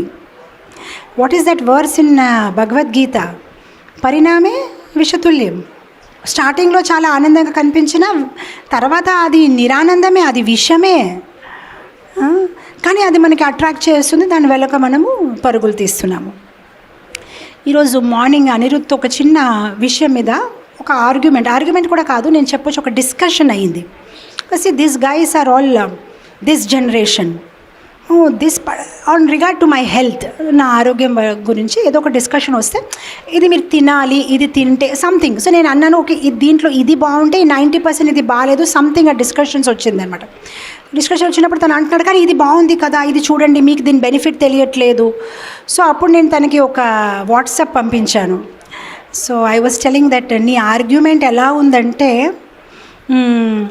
ఒక తాగబోతుడు ఇంకొక తాగబోతుడితో చెప్తున్నాడు, అరే అందరు అంటారు తాగడం మంచిది కాదు, కానీ నేను చెప్తున్నాను, తాగామనుకో జీవితంలో మనకి మూడు ఇంపార్టెంట్ హెల్ప్ దొరుకుతుంది. త్రీ వేస్ అది మనకు చాలా యూస్ఫుల్గా ఉంటుంది. ఇతను చాలా హ్యాపీ అయిపోయి అన్న చెప్పాలన్నా, ఎందుకంటే ఇప్పుడు వరకు అందరూ మనకి చాలా చీప్గా చూస్తున్నారు, వీళ్ళు తాగబోతులు ఈరోజు చాలా మంచి జ్ఞానం ఇస్తున్నారు. ఏంటి అవుతుంది అంటే అతను అన్నాడు 3 things అవుతాయి, 3 useful things మనం తాగితే. ఏంటది? రఘువంశీ పెన్లో రాసుకుంటావా? వద్దు బాబు, అలాంటివి రాసుకోండి. అన్నీ రాసుకోకూడదు, కొన్ని జస్ట్ అలా చెప్పడానికి. అదే మళ్ళీ సీరియస్గా 3 useful things అంటే అదేంటి ఆల్కహాల్కి? సో అతను ఏమన్నాడంటే, తాగామనుకోండి మనం ఎప్పుడు వృద్ధాప్యాన్ని చూడము, తాగామనుకోండి మనకి ఎప్పుడు కుక్క డిస్టర్బ్ చెయ్యదు, తాగామనుకోండి మన ఇంట్లో ఎప్పుడు దొంగలు రారు. అవునన్నయ్య అదెలా జరిగిందంటే, చూడు మనం తాగితే మన లంగ్స్ కిడ్నీస్ అన్నీ పాడైపోతాయి కదా, ఎలాగో మనం యంగ్ ఏజ్లోనే చనిపోతాం, వృద్ధాప్యం చూసే అవసరమే రాదు మనకి. అబ్బాయి ఎంత బాగా చెప్పావు. ఇగో మనం తాగామనుకో మనకి వీక్ అయిపోతాం బాడీలోనే, అప్పుడు మనం సరిగ్గా వాక్ చేయలేము, ఎప్పుడు ఒక కర్ర పట్టుకుని వాక్ చేస్తే కుక్కలు మనం డిస్టర్బ్ చేయదు. అండ్ మనం తాగామనుకో రాత్రంతా దగ్గితే మన ఇంట్లో దొంగలు రారు. ఇప్పుడు ఇది తాగడం వల్ల జరిగిన మంచి ఉపయోగాలే కదా. అలాంటప్పుడు రేపటి నుంచి మీరు అందరూ తాగుతారా? మొదటి ఇప్పుడు ఇది ఇలా మాట్లాడితే ఇంకేం చెప్తాం. కానీ నేను నిరూపించాను కదా, దాని ఉపయోగాలు నిరూపించాను కదా. అంటే మన హ్యాపీనెస్ కూడా ఇలాంటి హ్యాపీనెస్సే ఉంది. మనం ఏదైతే హ్యాపీనెస్ అంటే ఈ తాగబోతులు మాట్లాడలే మన మాటలు, దీనివల్ల హ్యాపీనెస్, దానివల్ల అసలు దాంట్లో ఏం హ్యాపీనెస్ తెలియదు, కానీ అలా హ్యాపీనెస్ ఉంది కదా మాతాజీ అని మనం అనుకుంటున్నాం. మొన్ననే కదా మనం నిత్యం భారతి సేవలో ఈ పాయింట్ డిస్కస్ చేసాము. ఎక్కడ అది వచ్చింది? ప్రహ్లాద్ మహారాజ్ చెప్తున్నారు, ఏదైతే మనం ఆనందంగా అనుకుంటామో అదే నిరానందంకి కారణం అవుతుందని. వి డిస్కస్ దట్ కదా. బ్యూటిఫుల్గా ఉంది. ఈ మధ్య నేను నిత్యం భారతి సేవలో ఏదైతే ప్రహ్లాద్ మహారాజ్ టీచింగ్స్ అయినా చాలా బ్యూటిఫుల్గా ఉన్నాయి అన్నమాట. ఏదైతే మనం ఆనందం అనుకుంటున్నామో అదే మన నిరానందంకి కారణం అవుతుంది. అలా ఉంది మన పరిస్థితి. మన రఘువంశీకి జీర్ణంపు ప్రాబ్లం వచ్చింది. డాక్టర్ దగ్గరికి వెళ్ళాడు. సార్ నాకు స్టమక్లో పెయిన్ వస్తుంది. ఇప్పుడు ఏం చేశారు డాక్టర్? వెంటనే ఒక మెడిసిన్ ఇచ్చారు. మెడిసిన్ ఇస్తే ఏమైంది? కడుపు నొప్పి పోయింది. కానీ కడుపు నొప్పి పోయింది, కానీ దాని సైడ్ ఎఫెక్ట్ ఏంటి? తలనొప్పి. మళ్ళీ డాక్టర్ దగ్గరికి వెళ్ళారు. సార్ నాకు మీరు ఏం మెడిసిన్ ఇచ్చారో తెలియదు, కానీ తలనొప్పి మొదలైంది. సరే తలనొప్పి మొదలైంది, కానీ కడుపు నొప్పి పోయింది కదా. సార్ పోయింది సార్ కానీ మళ్ళీ తలనొప్పి, దానికి ఇంకో మాత్ర ఇస్తాను. ఇంకో మాత్ర ఇచ్చారు. ఆ తలనొప్పికి మాత్ర ఇచ్చారనుకోండి, అదంతా పెయిన్ కిల్లర్స్ కదా. అప్పుడు ఏమైంది? వెంటనే గ్యాస్ట్రిక్ ప్రాబ్లం వచ్చింది. మళ్ళీ డాక్టర్ దగ్గరికి వెళ్ళాడు. సార్ గ్యాస్ట్రిక్ ప్రాబ్లం వచ్చింది కానీ తలనొప్పి తగ్గింది కదా.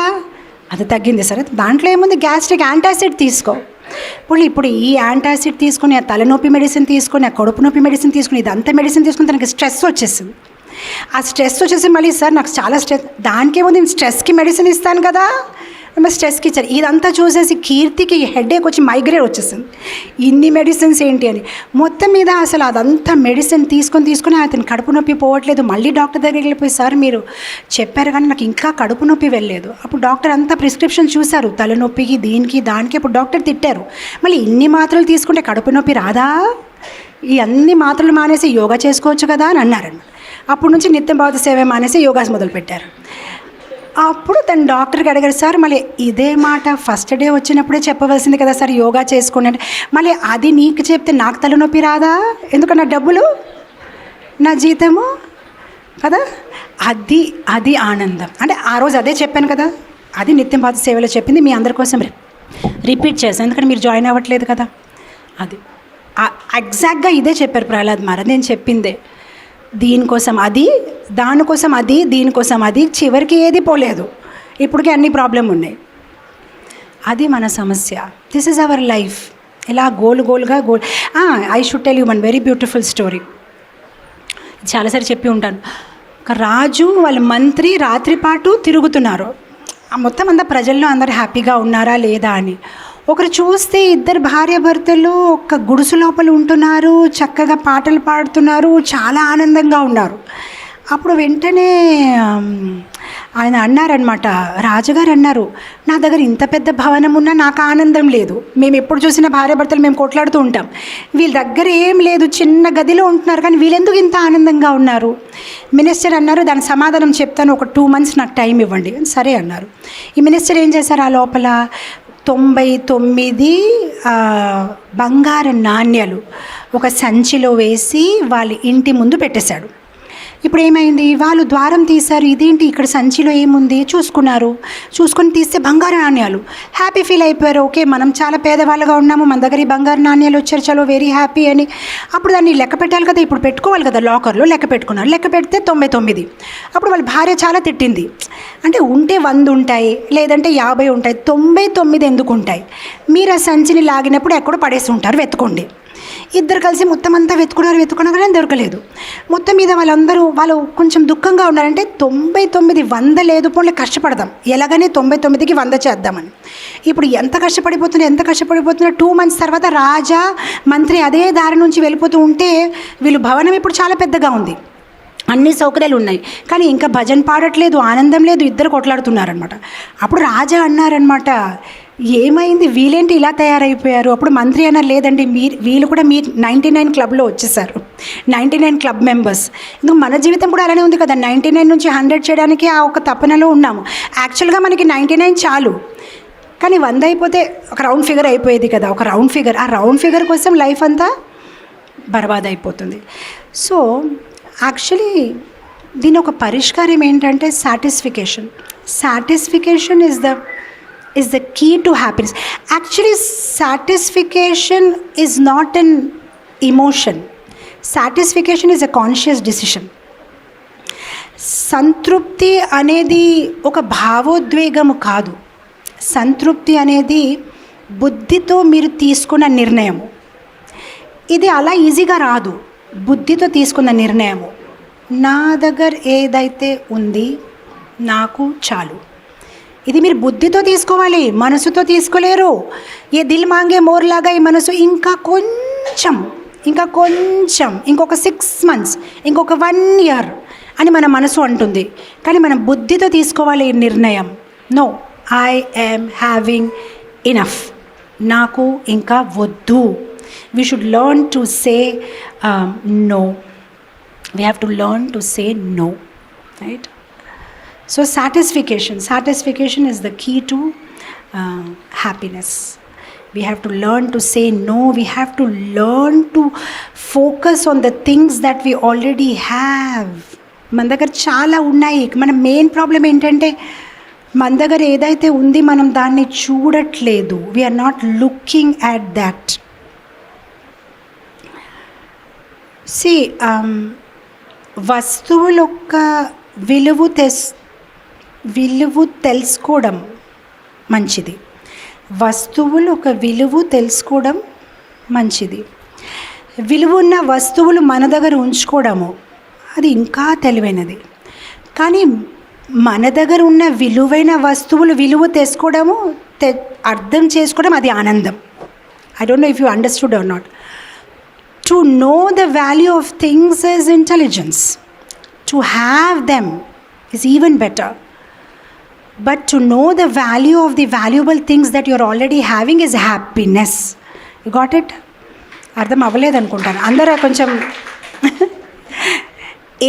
దేంట్లో విలువ ఉంది, దేంట్లో విలువ లేదు, ఆ వ్యత్యాసం తెలుసుకోవడము జ్ఞానం. అలాంటి విలువైన వస్తువులు మన దగ్గర ఉంచడం విజ్ఞానం. కానీ ఆ మన దగ్గర ఉన్న విలువైన వస్తువులకు విలువ తెలుసుకోవడం. ఇప్పుడు ప్రస్తుతం మన ప్రాబ్లం ఏంటంటే మన దగ్గర విలువైన వస్తువులు ఉన్నాయి కానీ దాని విలువ మనకి తెలియదు. విలువైన వస్తువులు ఏదైతే మన దగ్గర ఆల్రెడీ ఉంది దాని విలువ తెలుసుకోవడమే ఆనందం. మనం ఇప్పుడు ఎందుకు ఆనందంగా ఉండట్లేకపోతున్నాం? ఎందుకంటే మన దగ్గర ఏదైతే ఉంది అది కనిపించట్లేదు, ఏదైతే కనిపిస్తుంది అది దొరకట్లేదు. ఏదైతే మనకి కనిపిస్తుంది అది నాకు కావాలి కావాలి కానీ దొరకట్లేదు. ఏదైతే నా దగ్గర ఆల్రెడీ ఉంది అది నాకు కనిపించట్లేదు. అండ్ ఆ ఒక వలలో జీవితం అలానే కొనసాగుతున్నాం అన్నమాట. So the whole point is we have to focus on what we already have. See, problem is if you keep focusing on that you don't have. See, మన జీవితంలో రెండు లిస్ట్ ఉన్నాయి. ఒక లిస్ట్ నా దగ్గర ఏమీ లేదు, ఒక లిస్ట్ నా దగ్గర ఏదేదైతే ఉంది. ఇప్పుడు మన ఫోకసు నా దగ్గర ఏది లేదు దాని మీద ఉంటే చాలా పెద్ద ప్రమాదం. ఎందుకంటే ఈ లిస్ట్కి ఎండే లేదు. ఈరోజు నా దగ్గర ఇది లేదు ఇది లేదు ఇది లేదు, కష్టపడి పనులు సాధిస్తాను, అక్కడ అది ఎండ్ అవ్వదు కదా. అది కంప్లీట్ చేసే వరకు మళ్ళీ లిస్ట్ కంటిన్యూ. నా దగ్గర ఏది లేదు ఆ లిస్టు, ఆ కోరికలు ఎలా ఉన్నాయంటే చిన్నపిల్లల బట్టల్లాగా ఉన్నాయి. ఒకసారి మన పిల్లలకి బట్టలు కొన్ని వాళ్ళు వేసుకో వరకు వాళ్ళు ఇంకా పెరిగిపోతారు, హైట్ బాడీ అయినా. అప్పుడు మనం అనుకుంటాము మదర్స్ అయ్యో 2 సైజ్ పెద్దది తీసుకోవాల్సింది. మళ్ళీ ఆ 2 సైజ్ పెద్ద తీసుకొని వేసేపటికి వాళ్ళు మళ్ళీ పెరుగుతారు. మన కోరికలు కూడా అలానే ఉన్నాయి. ఇగో అయిపోయింది అనుకుంటే అది మళ్ళీ పెరిగిపోతుంది, ఇంకా కావాలి ఇంకా కావాలి ఇంకా కావాలి.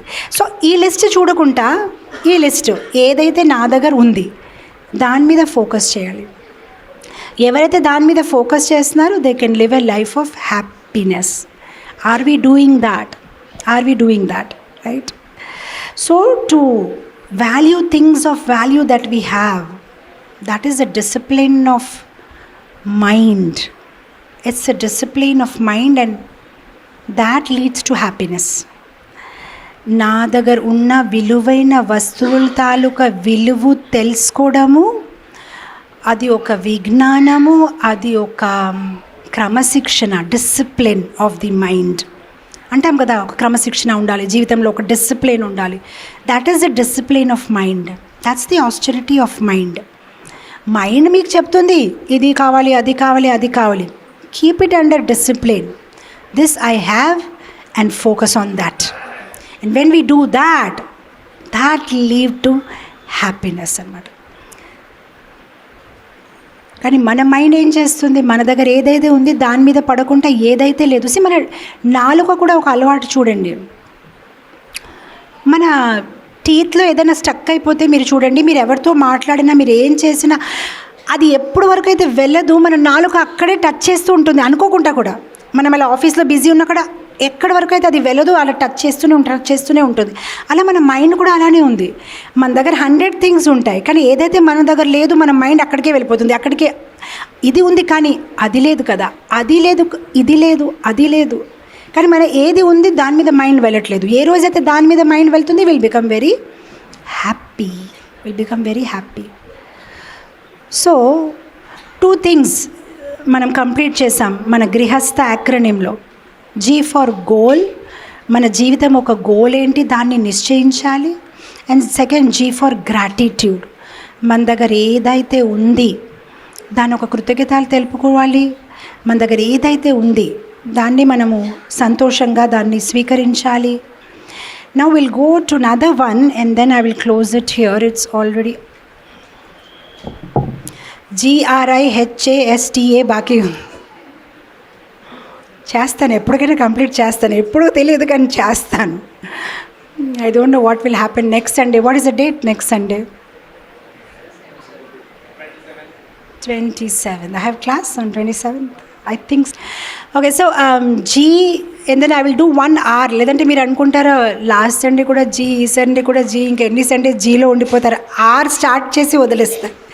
G for gratitude and R for respect. గౌరవించడం. ఎవరిని? మ్యారీడ్ పీపుల్ కోసం ఈ క్లాస్ అని ప్రత్యేకంగా చెప్పాను, but I think it's for everybody. వ్యతిరేక జెండర్, లింగం చెప్పొచ్చా? వ్యతిరేక లింగం, అపోజిట్ జెండర్ రెస్పెక్ట్ చేయడం.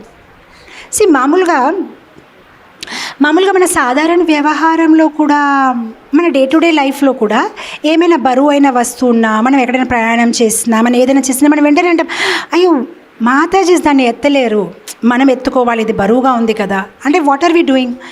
మనము ఇతరుల్ని గౌరవిస్తున్నాము అకార్డింగ్ టు దర్ జెండర్. ఎందుకంటే లేడీస్ అనేసరికి సాధారణంగా బరువైన వస్తువులు ఎత్తలేరు. So we are conscious of that, దాన్ని ఆలోచించి మనం రెస్పెక్ట్ చేస్తున్నాం. అలా అయినా ఈవెన్ మహిళలు కూడా అది నేర్చుకోవాలి. వీళ్ళు పురుషులు కదా, చిన్న చిన్న మాటలు గుర్తుపెట్టుకోలేరు. ఎలా అయితే పురుషులు మహిళల్ని మీరు ఎందుకు ఎత్తుకోలేరు, ఎత్తండి అని చెప్పరు కదా, అది మీరు ఎత్తుకోలేరులే నేను ఎత్తాను. అలానే మహిళలు కూడా మీరు ఎందుకు గుర్తుపెట్టుకోలేరు, గుర్తుపెట్టుకోండి అని చెప్పకూడదు. ఎందుకంటే ప్రతి ఒక్క జెండర్కి కొన్ని క్వాలిటీస్ ఉంటాయి. సో లైక్ మహిళలకి అన్నీ చాలా గుర్తుండిపోతాయి. మేబీ పురుషులకి ప్రతి చిన్న చిన్న విషయాలు ఉండకపోవచ్చు. అది I tell you that is true. Because ladies ప్రతిదీ చాలా చక్కగా గుర్తుపెట్టుకోగలుగుతారు. దే ఆర్ హ్యావింగ్, అసలు God is made them like that. అంటే దానిలో వాళ్ళు తప్పు కాదు, లేదంటే వీళ్ళు తప్పు కాదు. God is made everybody different. ఎలా అయితే పురుషుల్లోని ఒక ఫిజికల్ శక్తిని ఇచ్చారు, సాధారణంగా మహిళల ఒక శరీరము చాలా సున్నితంగా, చాలా సాఫ్ట్గా ఉంటుంది. అలానే మహిళల ఒక బుద్ధి, అంటే జ్ఞాపక శక్తి, గుర్తింపులు, అది వాళ్ళు ఎక్కువ ఉంటుంది, అది పురుషుల్లో తక్కువ ఉంటుంది. సో అందుకోసం మీరు యాక్చువల్గా చూస్తే పెద్ద పెద్ద కాంపిటేటివ్ ఎగ్జామ్స్ అయినా దీంట్లోనే గర్ల్సే టాప్ అవుతారు. మీరు ఎప్పుడు చూస్తారు గర్ల్స్ ఆఫ్టర్ 10th కొంచెం డల్ అవుతారు ఒక్కొక్కసారి. ఎందుకంటే మేబీ సమ్ అదర్ రీజన్స్. ఒక్కొక్కసారి మేబీ పెళ్లి సంబంధాలు చూస్తున్నారు, లేదంటే ఇంట్లో ఎంకరేజ్ చేయట్లేదు, లేదంటే వాళ్ళకి వేరే సేవలు ఉంటాయి, మేబీ ఇంట్లో వంటలు ఉన్నాయి, లేదా some kind of A bodily problems అని, లేదంటే అదర్వైజ్ ఇఫ్ యూ సీ, అంటే స్పెషల్లీ ఈవెన్ మా ఓన్ క్లాస్ రూమ్స్లో కూడా చూసాను స్కూల్లోని, గర్ల్స్ చాలా స్పీడ్గా ఏదైనా గ్రాప్స్ చేసేస్తారు.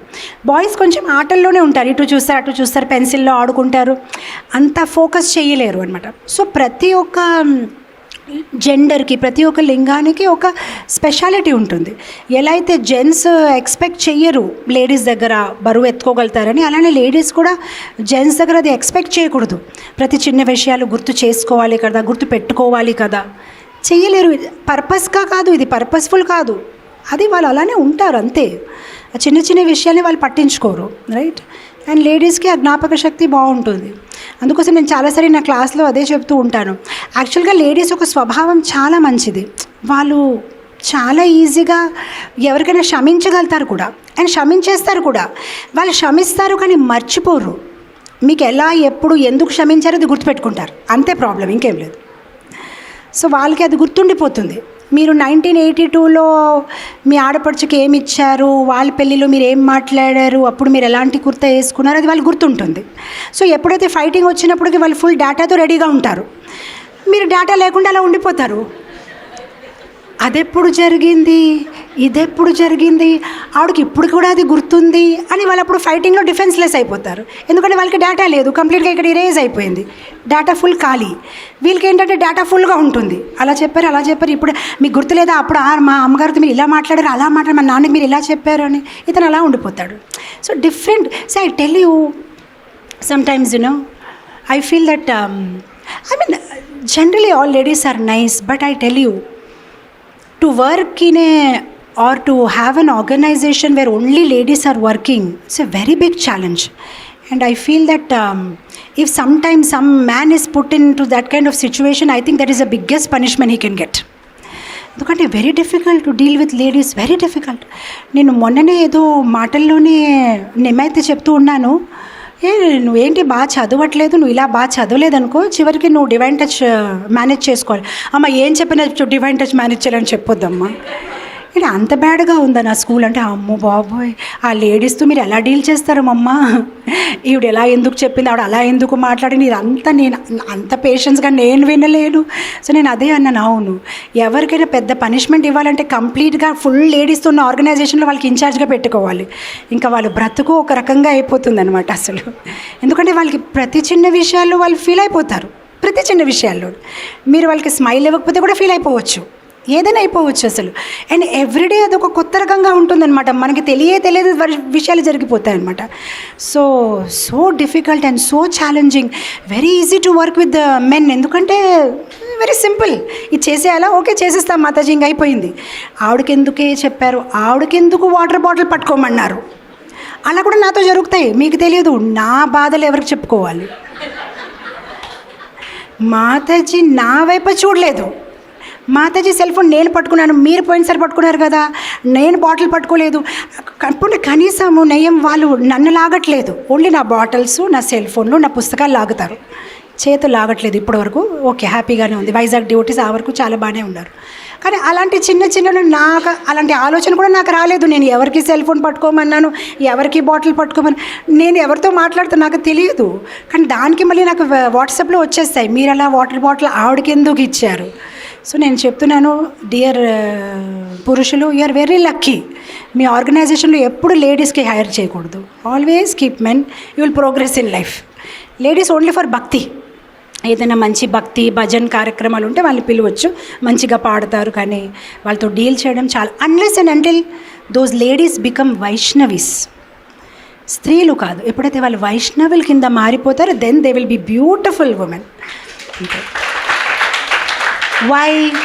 Because now their knowledge will be based on scriptures, not on gender. ఈరోజు మార్నింగే యదుపతి చాలా మంచి పాయింట్ అన్నాడు కదా. That was your point today morning reflection. What was the point? Behaviour depends on knowledge and knowledge comes from scriptures. ఎంత మంచి point ఈరోజు morning క్లాస్లో చెప్తున్నాడు, ఎంత బాగా ఉంది. మన ఒక బిహేవియర్ దేనిపైన ఆధారపడి ఉంది? మనకున్న జ్ఞానం దేనిపైన ఆధారం ఉంది? మనం ఎలాంటి శాస్త్రాలు చదువుతున్నాం? లేదు మనం అస్తమానం కూర్చొని ఫోన్లో మూవీస్ చూస్తే మన మూవీస్ లాగే ప్రవర్తిస్తాము. ఇప్పుడు ఈ మహిళలు ఎందుకు అలా ప్రవర్తిస్తున్నాము? హోల్ డే వాళ్ళు ఏముంది, ఆ ఫోన్లో మూవీస్ చూస్తారు కదా, దానికి ఏమంటారు, అదో యాప్ ఉంది కదా, what is that? Are you watching it? Who told you about it? అది మామూలుగా అడిగాను, అదే ఎంతమంది చెప్తారని. అదే నెట్ఫ్లిక్స్ అదే. మళ్ళీ హోల్ డే నెట్ఫ్లిక్స్ చూసేప్పుడు ఏమవుతుంది, దాని నుంచి ఇన్స్పైర్ అయిపోయి మన పరిసర కూడా మనం అలానే మాట్లాడతాము, నేను ఫీల్ అయిపోయాను. కానీ ఎవరైతే వైష్ణవులు వాళ్ళు నెట్ఫ్లిక్స్ చూడరు కదా. వైష్ణవులు ఏం చేస్తారు? ఎవరైతే మహిళలు వైష్ణవులు వాళ్ళు ఏం చేస్తారు? వాళ్ళు భాగవతం చదువుతారు. అప్పుడు వాళ్ళొక మాటలు, వాళ్ళొక ప్రవర్తన, ఇతను ఇలా అన్నాడు, అతను అలా అన్నాడని ఉండదు. నేనేం చేయాలి కృష్ణుడి కోసం, నేను ఎలా ఉండాలి, నా ప్రవర్తన వల్ల నేను ఇతరులను ఇబ్బంది పెట్టుకోకూడదు, నేను ఎలా త్యాగం చేయాలి, నేను ఎలా సహించాలి, నేను ఎలా మంచిగా ఉండాలి, నేను ఎలా భక్తిలో ముందుకు రావాలి. అందుకోసం వైష్ణవీస్తో డీల్ చేయడము ఈజీ, స్త్రీలతో డీల్ చేయడం చాలా కష్టం. మనందరూ వైష్ణవుల కింద మారాలి. సో రెస్పెక్ట్, ఇతరులని మనం రెస్పెక్ట్ ఇవ్వాలి. Everybody comes from a different background, different brought up, చాలా ఇంపార్టెంట్. ఏదైతే మీకోసం సత్యం ఇలానే ఉండాలి, మేబీ వాళ్ళ కోసం అది వాళ్ళ డెఫినేషన్ డిఫరెంట్గా ఉండొచ్చు. అందరికీ మనం ఆ స్పేస్ ఇవ్వాలి. నేను చాలాసారి ఉదాహరణ ఇచ్చాను. ఎవరైనా పంజాబ్ నుంచి వచ్చారనుకోండి, వాళ్ళు మాట్లాడినప్పుడే కొడుతూ మాట్లాడతారని అనిపిస్తుంది. ఎప్పుడు చూపినా ఎలా ఉన్నావు అని టక్కని కొట్టేస్తారు. మనకు అనిపిస్తుంది నేనేం చేశాను, కానీ కొట్టడం కాదు, అది వాళ్ళ ప్రేమ, అంటే అలానే మాట్లాడతారు. అదే కొంతమంది సౌత్ ఇండియన్స్ ఉంటే మనం ఎంతగా మాట్లాడినా కూడా వాళ్ళు ఎప్పుడు నవ్వరు. మనం అనుకుంటే మనం ఏం చేస్తాం, ఎప్పుడు చూసినా సీరియస్ మొహం పెట్టుకుంటారు, కానీ వాళ్ళకంతే వాళ్ళు అలానే ఉంటారు. అంటే ఎవరు పుట్టింపు ఎక్కడ, పెరిగిన వాతావరణం ఎలా ఉంది, వాళ్ళు అలానే ఉంటారు. Telugu, Bengali, south Indian, Americans దగ్గర మీరు ఎక్కువ నవ్వుతే వీళ్ళు ఏదైనా అనుకుంటారు, ఎందుకు ఇంత నవ్వుతున్నారు, ఎందుకు అంతలాగా స్మైల్ ఇస్తున్నారు, ఎందుకు అంత ఎక్కువ వినయం చూపిస్తున్నారు అని వాళ్ళకి దాంట్లో డౌట్ వస్తుంది. ఎందుకంటే వాళ్ళకి కల్చర్ లేదు. నాకు గుర్తుంది, ఎప్పుడు నేను కొత్తగా పెళ్ళినప్పుడు మేము ఎట్లాంటాలో మాయామీలో జరిగింది ఘటన. మాయామీలో డీటీ కిచెన్లో ఉన్నాను. అప్పుడే గ్రోసరీ స్టోర్స్ నుంచి పాలు తెచ్చుకుని డీటీ కిచెన్లో పెట్టాను. మేబీ అప్పుడు నా వయసు ఎంత, maybe 19, very young girl, 19 year old. అది పెట్టేసి తిరిగేసినప్పటికీ అక్కడ నుంచి మహారాజులు వస్తున్నారు, ఆ డీటీ కిచెన్ నుంచి పాస్. మన ఇండియన్ కల్చర్ ఏంటంటే మహారాజులు అంటే వెంటనే మనం వెనక వెళ్ళిపోతామన్నమాట. అంటే అలా ఎలా ఎదురుగా, కానీ అక్కడ అలా ఏం కల్చర్ లేదు, వాళ్ళు పని చేసుకుంటారు. నేను వెంటనే వెనక వెళ్ళిపోయాను. అప్పుడు ఆ మహారాజు నాకు వచ్చి అడుగుతున్నారు, ఎందుకు దాక్కుంటున్నావు, ఏమి దాస్తున్నావు? దాయడానికి ఏముంది? నేను షాక్ అయిపోయాను. అంటే ఐ వాజ్ వెరీ యంగ్. నా కళ్ళ నుంచి నీళ్ళు వచ్చేసి అంటే నేను ఏం దాస్తాను, నాకు తెలియదు. నేను అతను వచ్చారని నేను వెనక్కి వెళ్ళాను, నాకు అర్థం అవ్వలేదు, నేనేం రియాక్షన్ ఇవ్వలేదు. నేను అప్పుడు మళ్ళీ నా రూమ్కి వెళ్ళి ప్రభుజీ చెప్తున్నారు, ఆ మహారాజ్ ఏంటి అలా మాట్లాడుతున్నారు. ఇప్పుడు ప్రభుజీ నవ్వుతున్నారు, వీళ్ళు అమెరికన్స్, వీళ్ళేంటో మీరు ఓవర్గా అలా రెస్పెక్ట్ ఇవ్వడం వాళ్ళకి అలవాట్లేదు. ఇప్పుడు ఆ మహారాజులు ఇప్పుడు మన ఇండియాలో వస్తే మనం ఒక్క రకంగా ఉంటాము. అదే మహారాజులు ఇప్పుడు ఎప్పుడైతే వెస్టర్న్ టెంపుల్స్లో వెళ్తారో అంతకంటే అందరూ మామూలుగానే ఉంటారు. ఇంకా వాళ్ళ పక్కనే కూడా కూర్చుంటారు, వాళ్ళతోనే ప్రసాదం కూడా తీసుకుంటారు. కానీ మనకు అలవాటు ఉండదు కదా, మనం ఇలా టెన్షన్ అయిపోతాం, వాళ్ళ ఎదురుగా ఎక్కడికి వెళ్ళాలి, వెనక్కి వెళ్ళిపోవాలేమో, నేను ఒక మహిళ కదా అలాంటివి. కానీ వాళ్ళు దాన్ని అపార్థం చేసుకుంటారు. And I was a very very young girl అప్పుడు. See whatever I'm telling you today dear devotees, so many things లైఫ్లో ఎదురయ్యాము, అప్స్ అండ్ డౌన్స్. అండ్ జనాలు ఎలా అయితే ప్రవర్తించారు, చెప్పిన మాటలకి వాళ్ళు ఎలా ప్రతిస్పందించారు, ఎలా ఆలోచించారు, ఆ అనుభవాలు మీతో షేర్ నేను చేస్తున్నాను. So many things will happen in, and only then you will grow through life. If everything is happy and easy, you will not learn anything. So many different situations, so many different people, so many ways they can misunderstand you, మిమ్మల్ని అపార్థం చేసుకుంటారు. కానీ కూడా దాన్ని తట్టుకుంటూ సేవాని continue చేయడము అది చాలా కష్టం.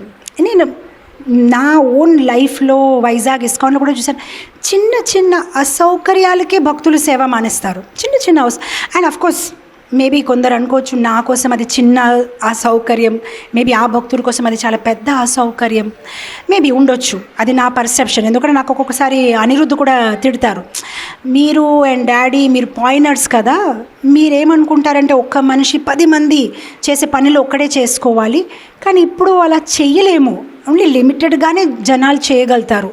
ఇంతే అంటే ఇప్పుడు జనాలు ఒక డివోటీస్లో కూడా ఒక కల్చర్ ఏంటంటే కొన్ని అవర్స్ లైక్ మార్నింగ్ ఈ టైం నుంచి ఈ టైం, అది నేను చూసాను ఈవెన్ ఫర్ వెస్టర్న్ కంట్రీస్లో కూడా. అది లైక్ ఇప్పుడు మొన్న మేము ఆస్ట్రేలియా వెళ్ళాం కదా, సపోజ్ మీరు డిటీ కిచెన్లో సేవ చేస్తున్నారు, సో 5 o'clock మీ చెక్అవుట్ టైం, ఇంకా నెక్స్ట్ పూజారి వస్తే 5 అంటే 5 వాళ్ళు వెళ్ళిపోతారు అంతే. ఆ తర్వాత మీరు ఒక్కసారి కూడా ప్రభుజీ కొంచెం ఈరోజు ఉండిపోండి అంటే వాళ్ళు ఉండిపోరు. No Mataji sorry, it's my Bhagavatam reading time, it's my chanting time అని వెళ్ళిపోతారు అంతే. 5 అంటే 5 వాళ్ళు వెళ్ళిపోవాలి, ఇంకొక డివోటీ వచ్చి వాళ్ళ పని వాళ్ళు చేసుకోవాలి అంతే, unless you have as for exchange of service. కానీ మన ఇండియాలో అలా ఉండదు కదా, అంటే 5 అంటే ఒకళ్ళే ప్రభుజీ కొంచెం చేసుకోండి అంటే చేసేసుకుంటాం, అలా మనం అలా అలవాటు అయిపోయాం. కానీ that's not the culture. So మొన్న నేను సిడ్నీ వెళ్ళినప్పుడు కూడా మన ఒక డివోటీ మాకు చెప్తున్నారు, మాతాజీ ఆఫీస్లో కూడా అలానే కల్చర్ ఉంది. ఆఫీస్లో ఏంటంటే మీరు 5 చెక్అవుట్ అంటే 5 చెక్అవుట్ అయిపోవాలి, ఆ తర్వాత మీరు ఆఫీస్ ఫోన్ ఎత్తే అవసరం లేదు. కానీ మన ఏషియన్స్ స్పెషల్ ఇండియన్స్కి ఆ అలవాటు ఉంది, బాస్ 7 o'clock కూడా ఫోన్ చేసి మనం ఎత్తేస్తాం ఫోను. సో ఆ అలవాటు వల్ల ఇప్పుడు లోకల్ ఆస్ట్రేలియన్స్ ఎవరైతే ఉన్నారో మన ఇండియన్స్ని తిడుతున్నారు, మీరు మా వర్క్ కల్చర్ని పూర్తిగా స్పాయిల్ చేసేసారు. ఎందుకంటే మా వర్క్ కల్చర్ ఎలా ఉండేదంటే 5 అంటే 5 లాగ్ ఆఫ్ మేము వెళ్ళిపోవాలి, కానీ ఇప్పుడు మీరేంటి 5:30 వరకు ఉండిపోతారు. అప్పుడు బాస్ ఏంటి మీతో కంపేర్ చేసుకుంటారు, చూసారా అతను 5:30 వరకు చేస్తున్నాడు, మీరేంటి 7 o'clock కూడా ఫోన్ ఎత్తుతారు. ఇప్పుడు మీరు మా మొత్తం వర్క్ కల్చర్ని స్పాయిల్ చేస్తారు. కనీసం మాకు ఫ్యామిలీతో ఎంతో కొంత టైం మేము చూసుకోవాలి కదా, కానీ మీరు ఇండియన్స్ ఇక్కడ వచ్చి ఆస్ట్రేలియాని కూడా డిస్టర్బ్ చేస్తున్నారు. సో మొన్న అనిరుద్ధ్ నాకు ఆ ఎగ్జాంపుల్ ఇచ్చి ఎక్స్ప్లెయిన్ చేస్తున్నాడు, ప్లీజ్ మీరు ఇది ఆపేయండి, ఒక్క డివోటీ దగ్గర 10 డివోటీస్ పని ఎందుకు ఎక్స్పెక్ట్ చేస్తారు, మీరు పాయినర్స్ మీరు చేసుకున్నారు, పాయినర్ స్పిరిట్ ఉంది, ఏదైనా బాడీని కూడా సాక్రిఫైసెస్ చేసేయాలి. బట్ ఇప్పుడు కూడా మీరు డివోటీస్ దగ్గర అది ఎక్స్పెక్ట్ చేస్తే అది అవ్వదు, that's not the culture. Limited సేవ, ఈ టైం నుంచి ఈ time, after that no I cannot do. You have to learn to accept that. ఆ ఎక్స్పెక్టేషన్ పెట్టుకుంటే nobody can serve, because everybody may not have that passion for Prabhupada's movement and that passion. Maybe వాళ్ళు చెయ్యాలి, but I can do only this much, they have their own boundaries. ఇంతే చేస్తాను కానీ ఇంతే చేయగలుగుతారు, ఇంతకన్నా ఎక్కువ చేయలేను. Then I was telling that yes, I have to adapt. It will take some time because Prabhuji came from a different school of thought during Prabhupada time, 78, 80s, and I got trained under him. So I am also like that kind of thought. Edaina cheseyali, 9 aina, 10 aina, 11 aina, always ready to do something for others. But now it's time to change. Okay, it's not possible, everybody can't do it. Ante atanu ade annadu, why do you measure every devotee on the same size? Every size will not, one size will not fit all devotees. కొందరికి physical limitations ఉంటాయి, ఇంతే చేయగలుగుతారు, and you have to be ready to accept it. So dear devotees, like that in relationships also, can't expect your husband, can't expect your wife ఇలానే ఉండాలి, ఆవిడ ఇలానే మాట్లాడాలి, ఇలానే చెయ్యాలి, మా అమ్మలాగే సాంబార్ చెయ్యాలి, ఇలానే ఉండాలి, మా హస్బెండ్ ఇలానే ఉండాలి. Cannot expect anything from anybody. Whatever they are అక్కడి నుంచి మొదలు పెట్టండి. How to adjust this situation in my life. Cannot change people. చిన్నప్పుడు మనం అనుకుంటాం కదా, నేను మనుషుల్ని మార్చేస్తాను, సమాజాన్ని మార్చేస్తాను, ప్రపంచాన్ని మార్చేస్తాం. కొన్ని సంవత్సరాల తర్వాత మనకు తెలుస్తుంది మనం ఎవరిని మార్చలేము. మన సొంత అలవాట్లే మార్చలేకపోతున్నాం. ఎవరిని మార్చేస్తాం మనం? ఎవరిని మార్చలేము. మన ఒక ఆలోచన విధానంనే మార్చగలుగుతాము. So with this I will end here.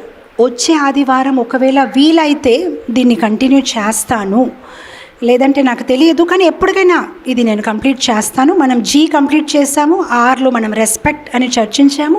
ఈ రెస్పెక్ట్ విషయాల గురించి కూడా ఇంకా కొన్ని విలువైన విషయాలు, మహత్వపూర్ణమైన విషయాలు చర్చించాలి. తర్వాత దీన్ని మనం ఇలానే కొనసాగిస్తాము. Thank you so much.